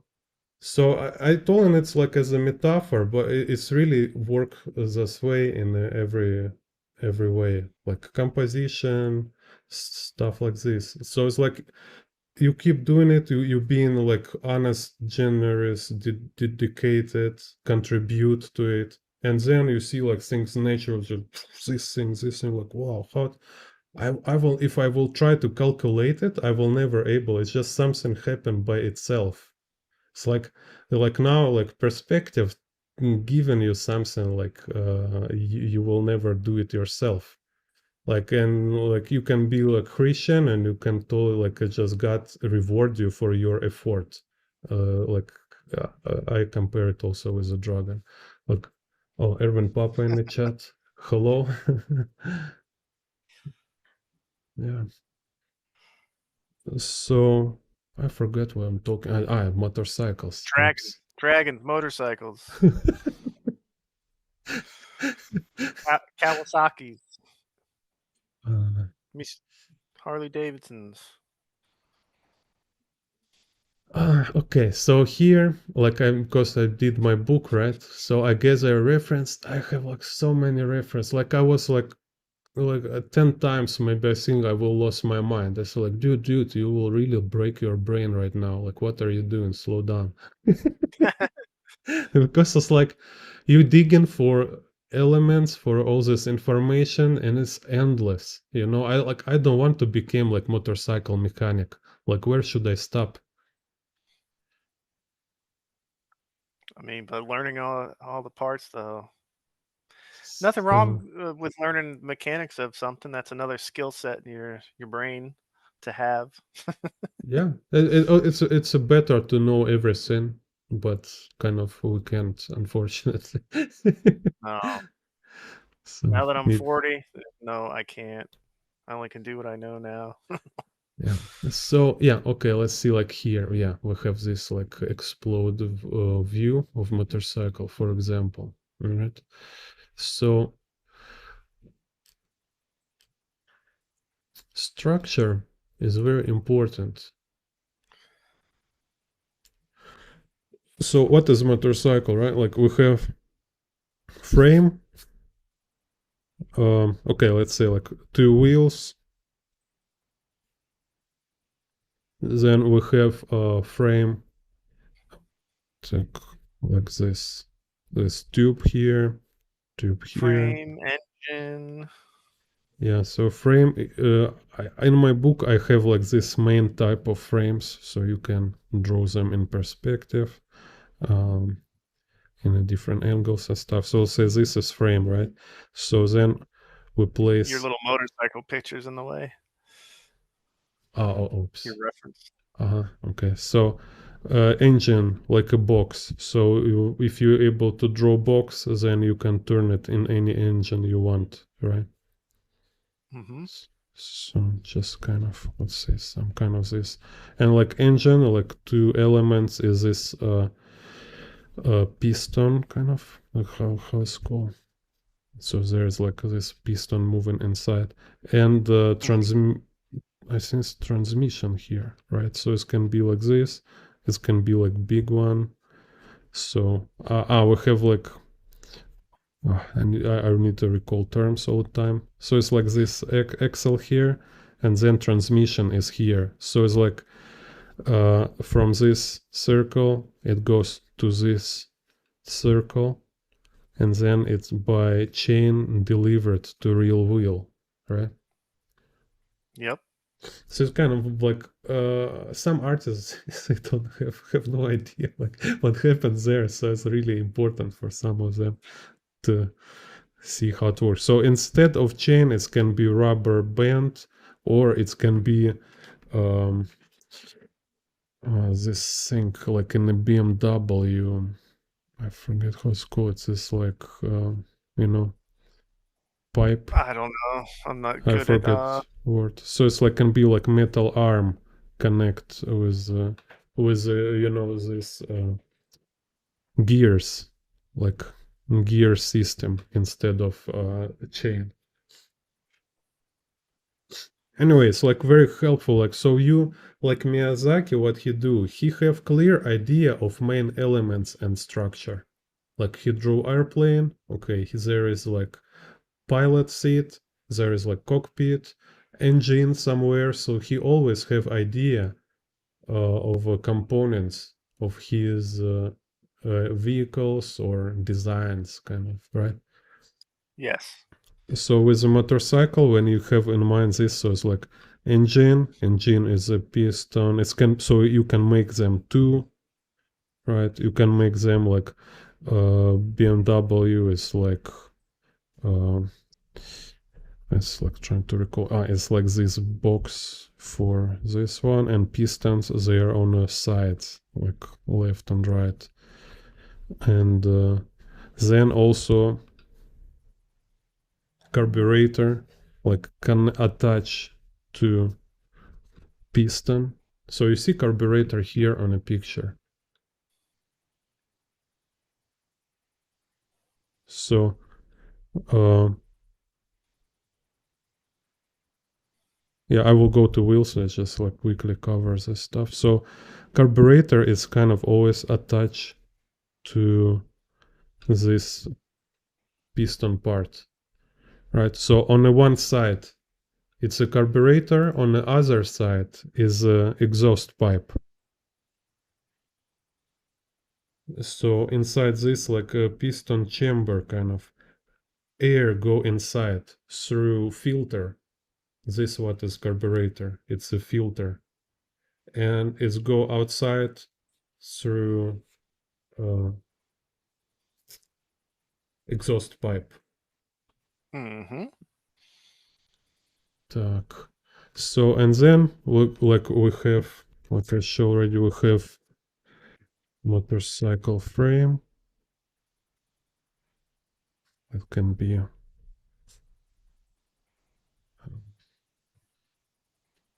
say, like that. So and motorcycle frame connected wheel with a rear fork. So and then this rear fork have like axle. This axle is on this axle is a rear wheel is attached to rear fork. All right. So and a front fork is like we have this axle going through this part of a frame, and this fork is very interesting. It's like we have um, this axle, and then it's connected with on the top, on the bottom and the top, like this. So here, through these two holes, goes two shock absorbers. So we have this. It's called triple tree. So it's like shock absorber here, shock Hmm. absorber here, and also there will be like axle for front wheel. So it's just like construction elements. It's help you to be precise when you work with motorcycle, because like when you don't have its clear idea, it's like like hanging points, right? Like a bones. Then Hmm. your motorcycle will be like like a vomit kind of, right? So Yeah. to make them solid, you need to have idea like what is structure. So you can like you choose your motorcycle for your character. You go Google and look what kind of frame he have. It just will very helpful for you to just at least for yourself you will have solid idea of what is it. Yep, I definitely did that. I have a Mhm. motorcycle I've been using. I think I have a couple pages of motorcycle stuff Oh, on nice. my thing. Yeah. So let me ask you, like, what Uh-huh. compelled you to like get so in depth with motorcycles? You just wanted to Oh, learn how to draw them because they're so intricate? mm, because I wanted to learn how to draw motorcycles in perspective, and then I think like, okay, Oh, if I will spend time to learn it, maybe I can also make material uh, for others. Like kill two birds with one stone. yeah, that's a good idea. Thinking ahead. Yeah. Uh, so then you can separate like, and this is how I teach in my book. I teach like this general structure, and then separately each element, like how to draw tank, gas tank, how to draw uh, handlebars, right? So you can have this kind of like handlebars in perspective with all the stuff. How to draw uh, mud guard, like front and rear. So, like when you see is some part of motorcycle is your weak point, just focus on it separately and practice to draw it separately. That would be the wheels for me. Yeah, so now we go into wheels. So wheels, I have tutorial about wheels, so you just kind of go to my homepage on YouTube, write like wheels Yeah, or you got a wheel. lot of wheel stuff. Yeah, so wheel is like okay, let's say circle, it's a square and subdivided, right? So we have 4 points. So you draw circle through these 4 points. Then when you rotate this circle like this, right? What happened? It's this one of axis start to narrow it. So we start Mm, to have this kind of, now this called minor axis, and this is a okie dokie. major axis. Okay. So is this called like what to call like a different ratio maybe? Yeah, I can say like different ratio ellipses. So this is one like zero angle, and this I don't know. Like we can check like we can have this kind of thing. I'm Oh. not sure. I'm not good with math and numbers and No, terminology. no, no. It's just like visually, you look at this and say like, oh, it reminds me of this kind of, right? It's similar, Ah. right? So this is 25-degree ellipse. Oh, is that what those numbers mean on that? I Yeah, saw it. I was yeah. like, I'm like, I'll use the number one, the number two. I didn't know they were actually degrees. Yeah, degree. Yeah, yeah, different degree. So this is like 25 degree. Um, it's just if you need for clarity, right? It's not like you always Yes. need this. Just sometimes, especially again, like if you will teach one day, like it might be like embarrassing. Don't be specific. It's like, oh, what's Oh, this teacher? Why you teach me if you don't know how to answer my questions? So, and then what happened? Like, what is how like visually, like as a visual object, like an abstract element built from visual elements. It's a bunch of this kind of ellipses, like wheel. It's a bunch of this kind of ellipses, hmm. and kind of like here is also one of these principles. Like sometimes, like we have a perspective of a tube, we can have like inside one thing we can have different degree ellipses. So like on the left side it can be like this ratio, right? On the right side it can be this ratio. So it's like within one wheel, maybe like a monster truck wheel in this case, right? So it's just important keep in mind because this kind of nuance, right, this kind of thing, it's in a level of a concept. Just being aware of it already helps. Oh, yeah, that's that's pretty So good. you don't need to be precise. You don't need to calculate it. You just need to like recall it and say like, hey, maybe right now in my wheel, I have like two different ratio ellipses. That's it. So, Right. of course, like when you draw a car, like you have this wheelbase, right? It's often happen with with the car because it's a very long tube, like this wheel here, right? And this wheel here. So you say like, oh, so for this wheel, it will be this ratio ellipse, and for this farther wheel, it will be like more open kind of, right? So Yep. at least be aware and you just like instead of measuring it you just draw it and unless it feels right, that's it. Gotcha. You just adjust this ratio and same like a front and rear. So like we see in a Scott Robertson book you also mention it. So it's like front wheel can be like this ratio, right? And the rear wheel is like this ratio. Even if you don't make vanishing points and stuff, just as a principle itself, just keep it in mind.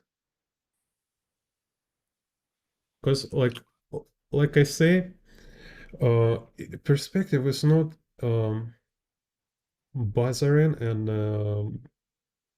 daunting. When you approach it, it's just like general principles, just like a language, kind of, right? It's not Yeah. list of rules which you need always follow. No, it's just some uh, a list of principles, and all this is very flexible. All right. You learn the foundation so you can apply it your way. I get what you're saying. Yeah. So yeah, and so I just slowly give you like these key points, kind of key principles, just might be helpful. Um, so then, like I say, wheel, like from any angle, it's kind of like you need to also remember it's like as a two-dimensional form, it's an array of these ellipses, which kind of connects by one minor axis.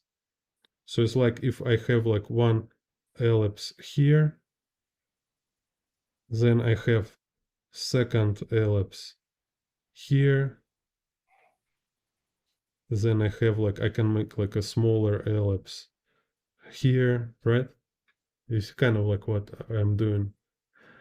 No perspective, no 3D. It's just constructive kind of elements. So, and what you often see in Masamune Shiro, like how he draw wheels. Or okay, let's show you first like Akira Toriyama. So Akira Toriyama, like he have like this minor axis, then we have like two ellipse for a wheel. I tried to make it symmetrical, kind of, right? But Mhm.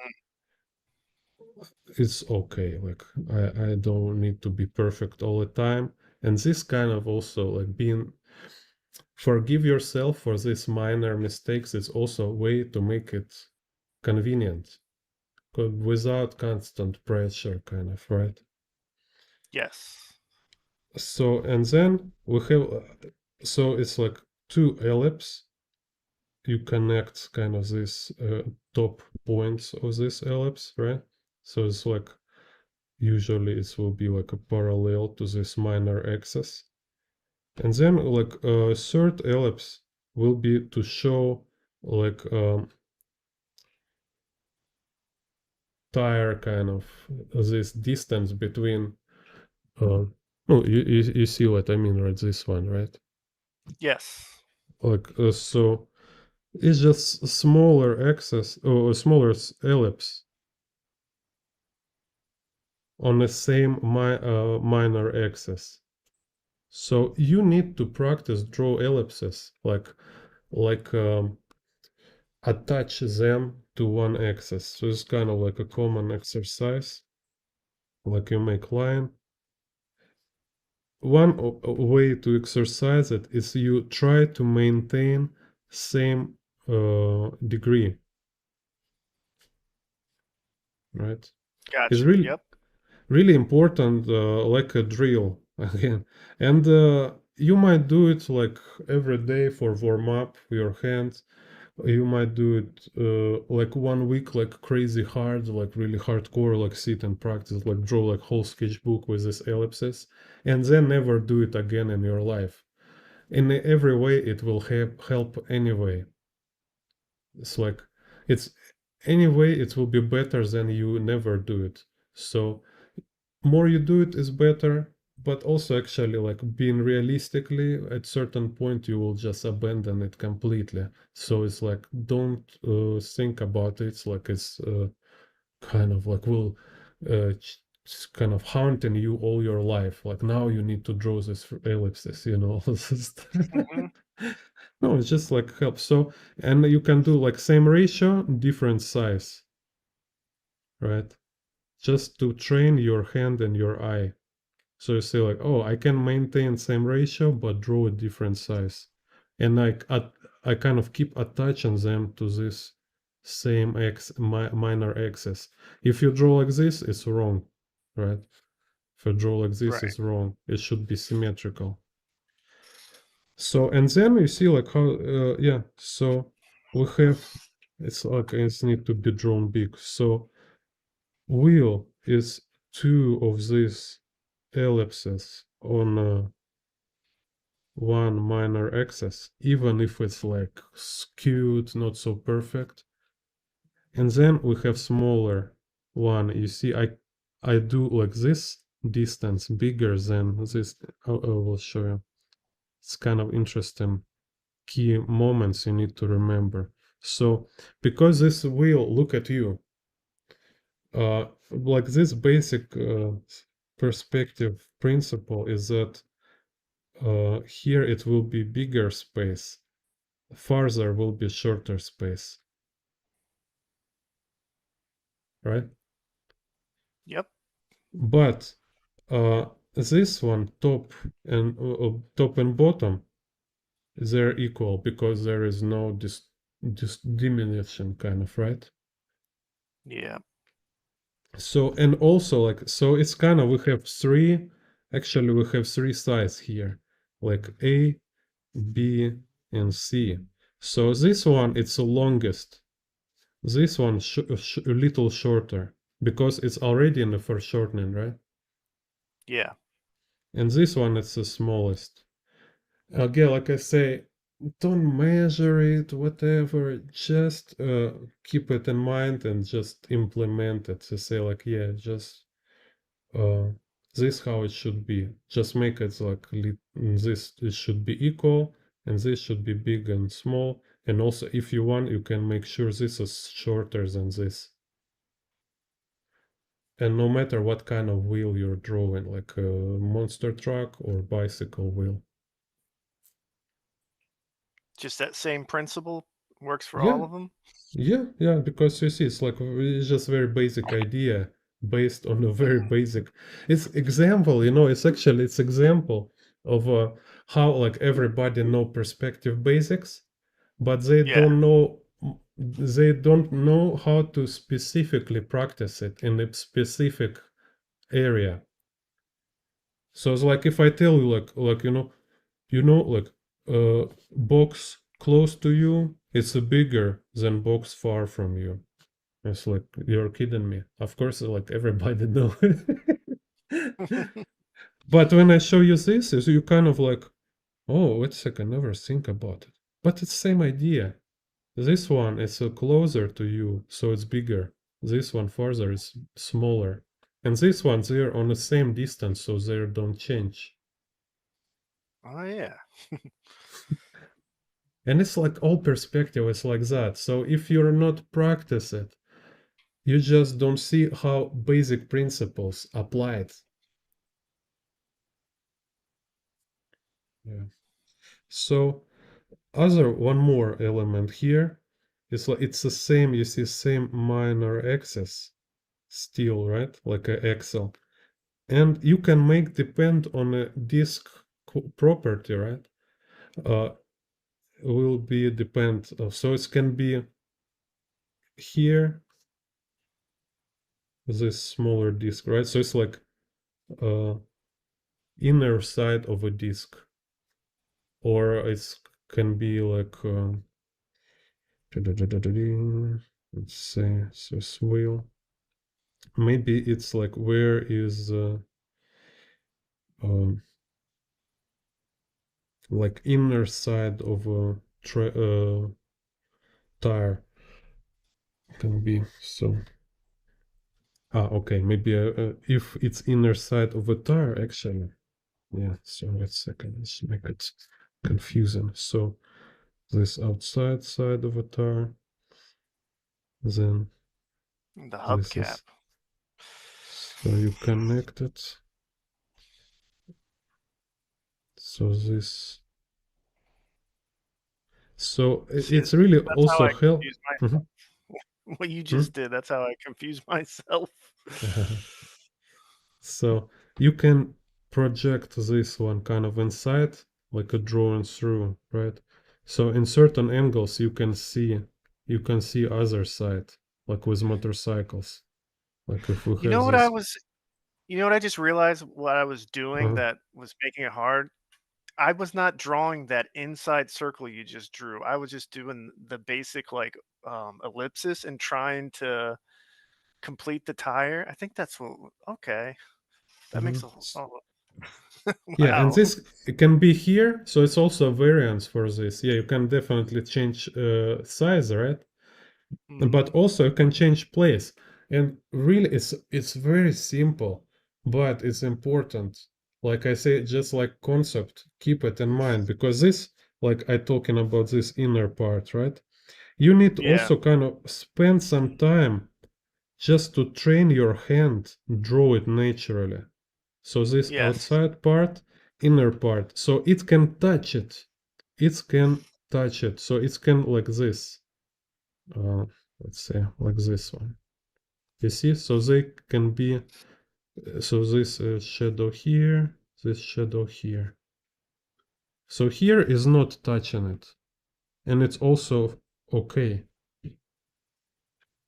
It's just because it's about disk construction. It's not about perspective. Mhm. Perspective here is the ellipse ratio, ellipse degree, Yes. and how deep it's placed is a disk construction. So You just as a, like main types as like a main types mm, like a practically like how you draw different discs, right? You just remember that like one type is when this inner ellipse don't touch this ellipse, right? And remember like it's opposite of this.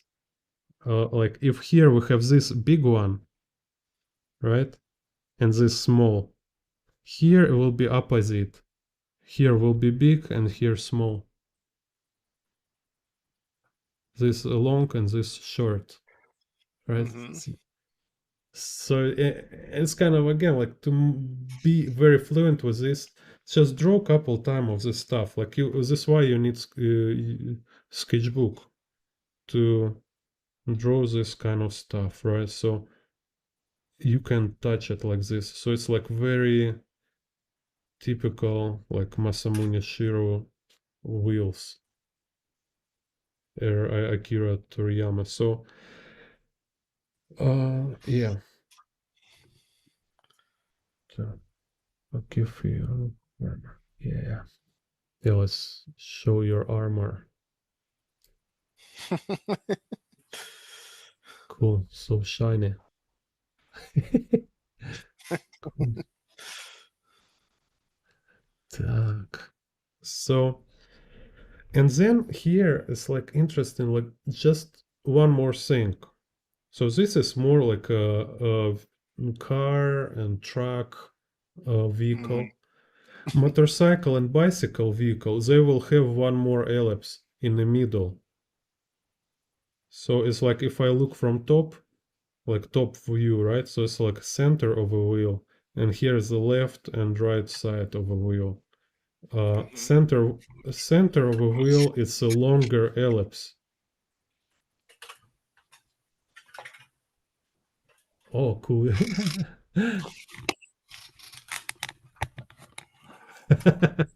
You can hear like this. The metal clinking. I'm putting on the helmet.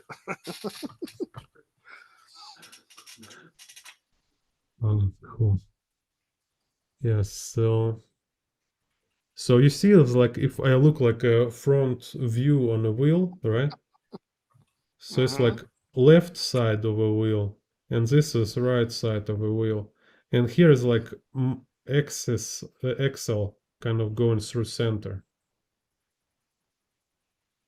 So this center part, center side of a wheel, like center of a wheel, it's just longer ellipse. So if I draw ellipse through them, it will look kind of this, like one ellipse in the center and this right ellipse and a left ellipse. See, so we have like three ellipses for a wheel, and then like you need to draw this arc like that.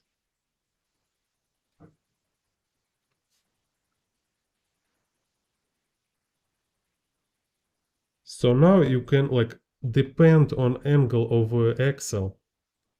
It's just like all these three ellipses will be tilted. So basically, you all the time you draw this stuff again and again. That's it.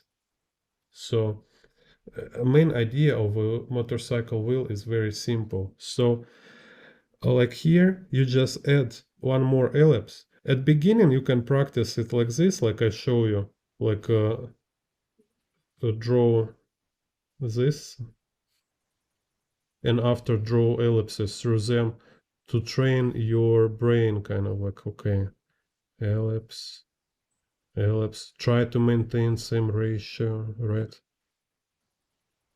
And then you make this arc. You see it, right? And here. Yep. So it will be like this. But then when you, it's better if you do this like proper drill practice like this. Well, you see it's like this one, right? So I can add like two smaller ellipses here on the same minor axis.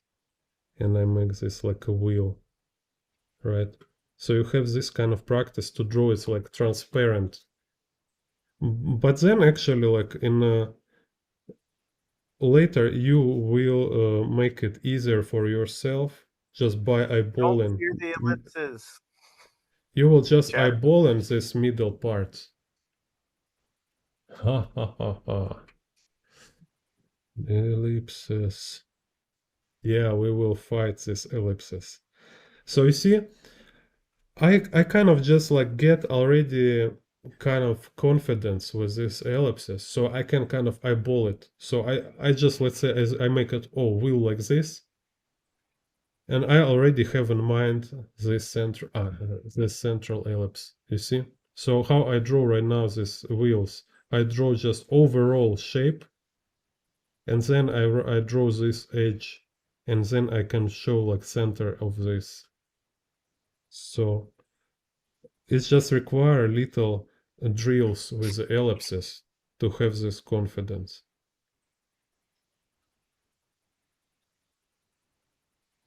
That's exactly what I needed to see.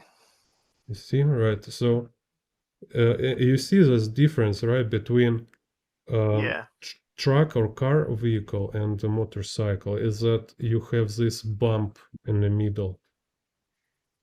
that's what I was having problems with that too, the top part. But you just explained it great. I think I got it Mm, now. yeah. So and again, like practice will just help you to adjust, so it will not feel wrong. So you can make it mistake like here right now. You see, I make it wrong here, right? Yeah. But it's fine. I can like I can cover it. Nobody will notice. So it's actually a lot of freedom to get away with these minor mistakes. Yeah, that helps a lot. Blow my mind. I was struggling so hard with it. So also this like uh stuff about vehicle wheels, which is also applies to so many stuff and about perspective. It's just actually two-dimensional. Often it's not about drawing it in perspective, but Right. about being able draw it two-dimensionally. What is two-dimensionally here is just this like ellipses on Excel.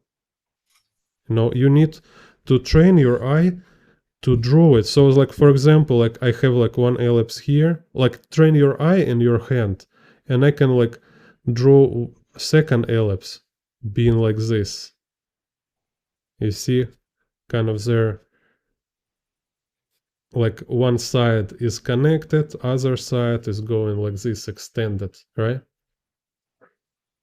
Or I can like draw this smaller ellipse here. So this already look like a side of a wheel, right? Mm-hmm. But this is nothing about perspective here. It's just ellipses properly connected to each other. See? And then I draw like it's even not ellipse, it's kind of ellipse like form. So and this like kind of like my wheel, right? That's that's about where I was getting when I was drawing my wheels, and I couldn't really get past that. But So to make it also have control in perspective with this thing, it's you need to understand how ellipse attach um, to square. So and the trick with this, oh, it's kind of tricky. So square and ellipse is a tricky moment. So it's like, let me see.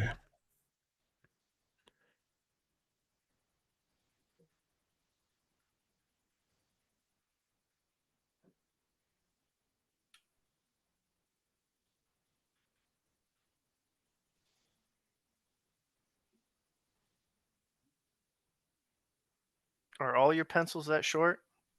I just kind of like economy my money on pencils. Like I'll have more kind of donation on the channel. I will have longer pencils. So you see, trick here is like um you kind of can place a vanishing point anywhere for a square for this ellipse. Same ellipse, but it can be any freaking vanishing point. This kind of like mind blowing. What's he kind of like a two-dimensional structure of a ellipse exists on its own, Mm. and it's kind of can be wrapped into square, like in any kind of square. So let's say this one vanishing point, right? And so it's kind of like different perspective grids. So, Right. but what is happening here? It's like what this it's a z vanishing point, right? And this is y vanishing point.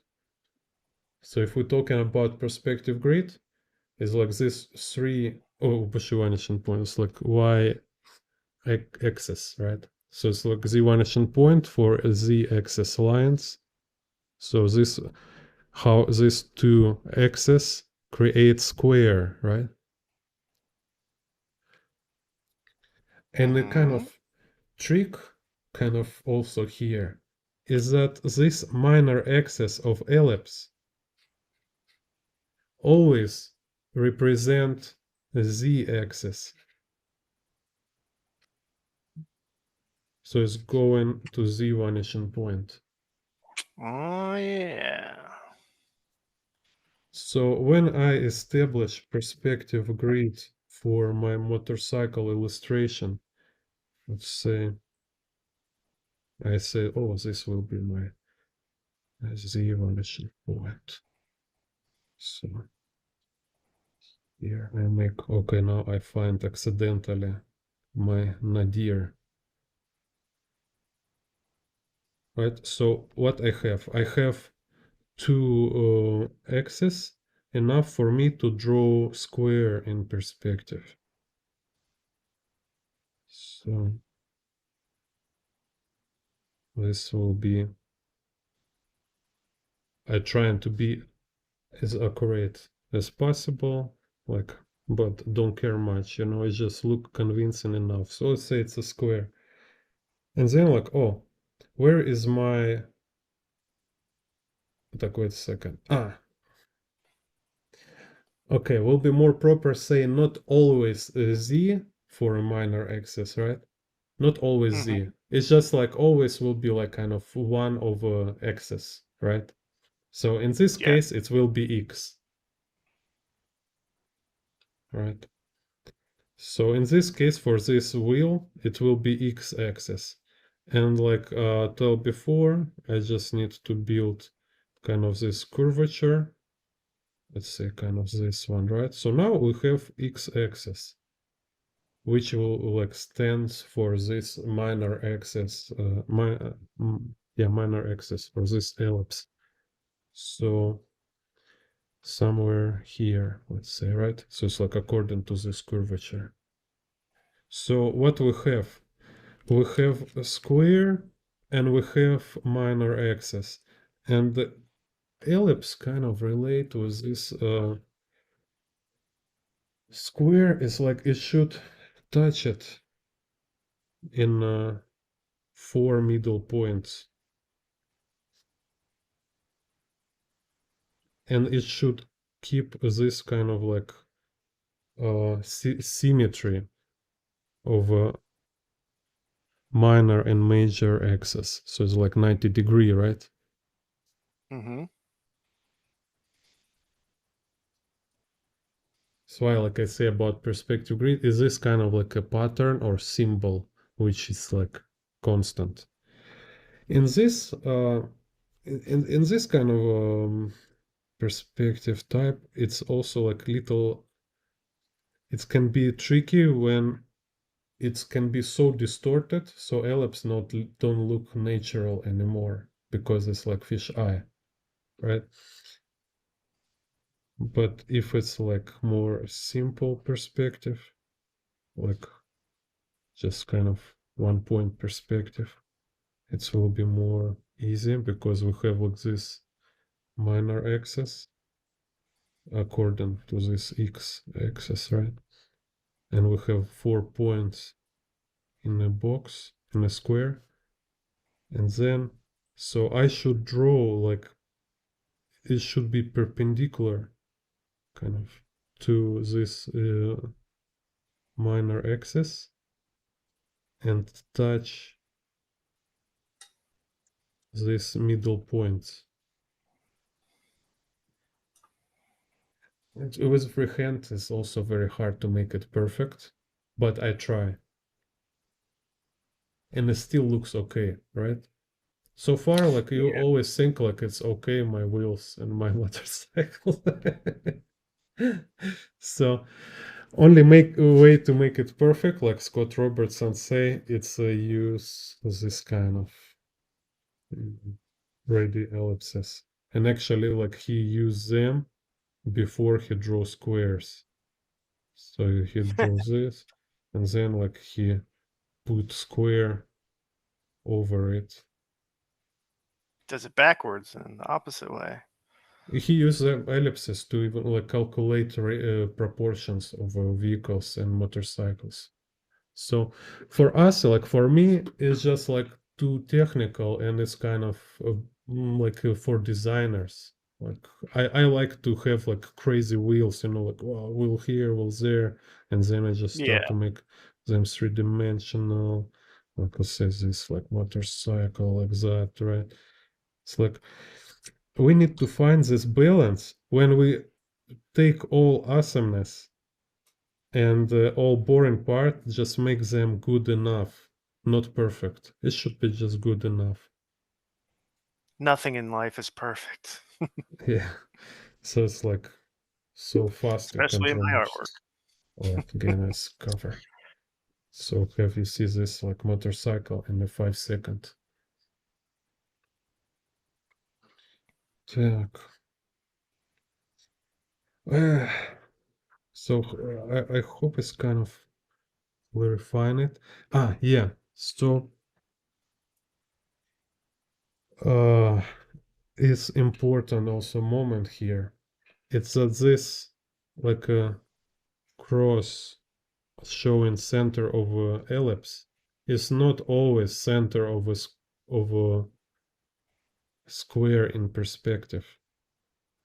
I mean, like when Mm, it's foreshortening, it's never in the center of a square. gotcha. So it's like again, like when you draw wheel in perspective. So let's say you make this kind of square, you find center of a square, right? So when you draw each ellipse, you make it, each ellipse is like 2D ellipse.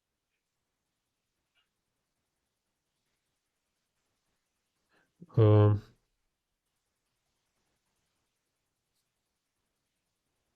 but when you want to know like where is the center of this construction, yeah, you need to look at your square, not on a two ellipse. Okay, that makes sense.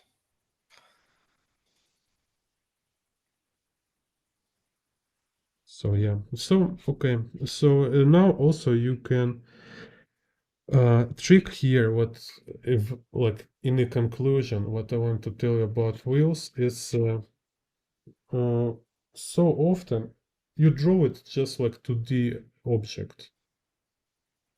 You don't calculate it every time. Usually it's just like this. You see, it's just two-dimensional,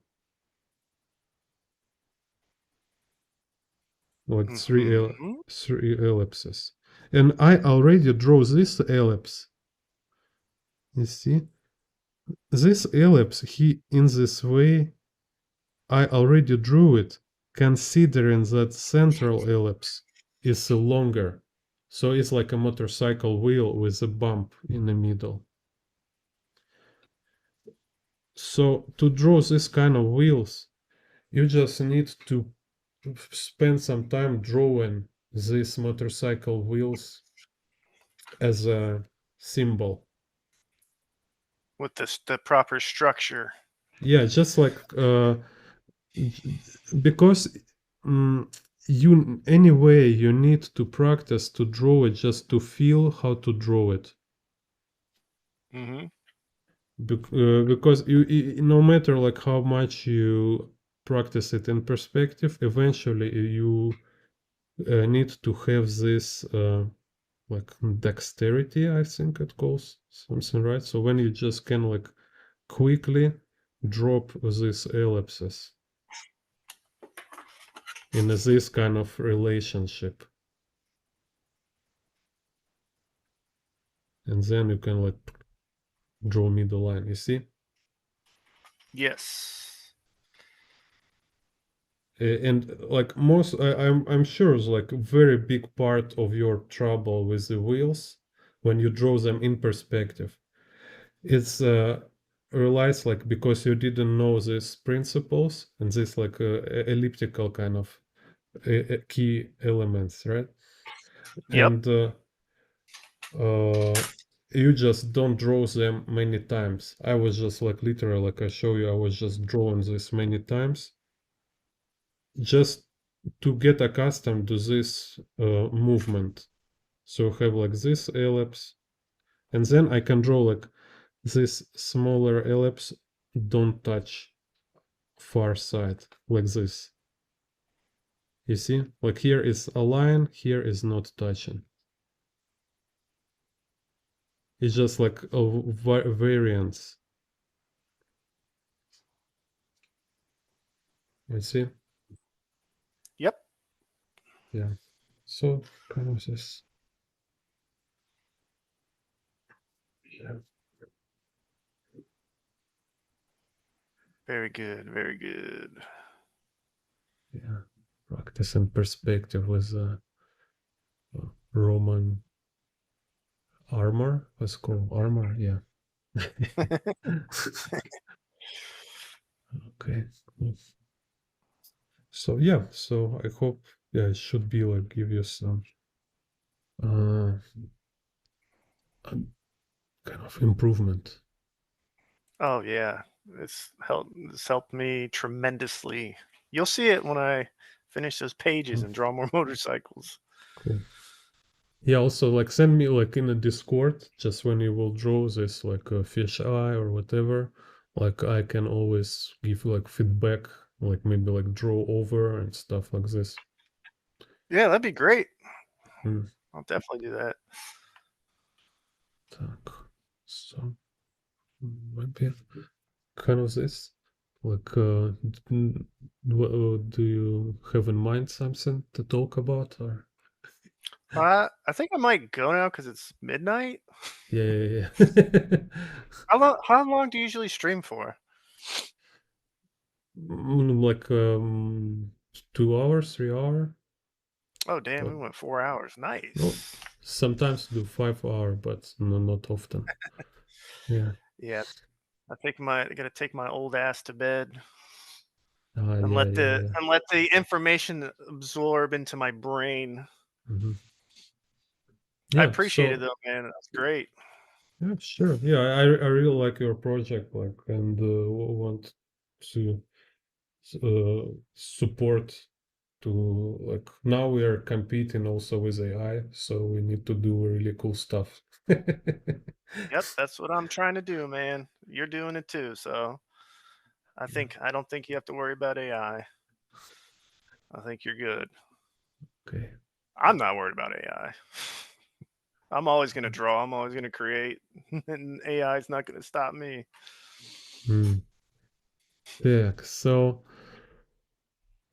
also yeah. So you guys go to watch Daniel Instagram in link in description. Where is that? Yeah, follow me on Instagram. my YouTube is the same. I want to start posting more Yeah. art stuff on my YouTube. Mhm. Yep, there's So my doodles. first American manga and a manga Death Trap. Yeah, Yeah. it's my book. It's my creation right here. Whoa! Yeah. Wow! So I do everything myself. I pencil, ink, gray tones, letter, self-publish. Yeah, cool. If you're gonna do something, you better know how to do everything yourself before you start hiring other people. Yeah, Just a agree. word of advice. But yeah, man, I had a great time. I appreciated it. I definitely picked up some good stuff. You are an excellent teacher.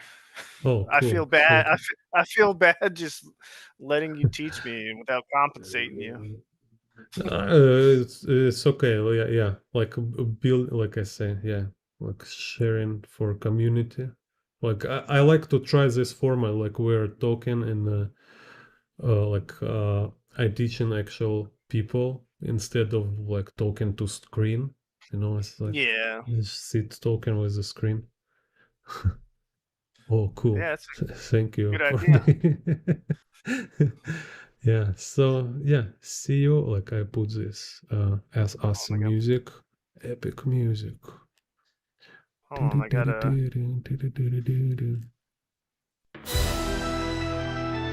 You didn't think I was just gonna let you teach me and not compensate you, did you?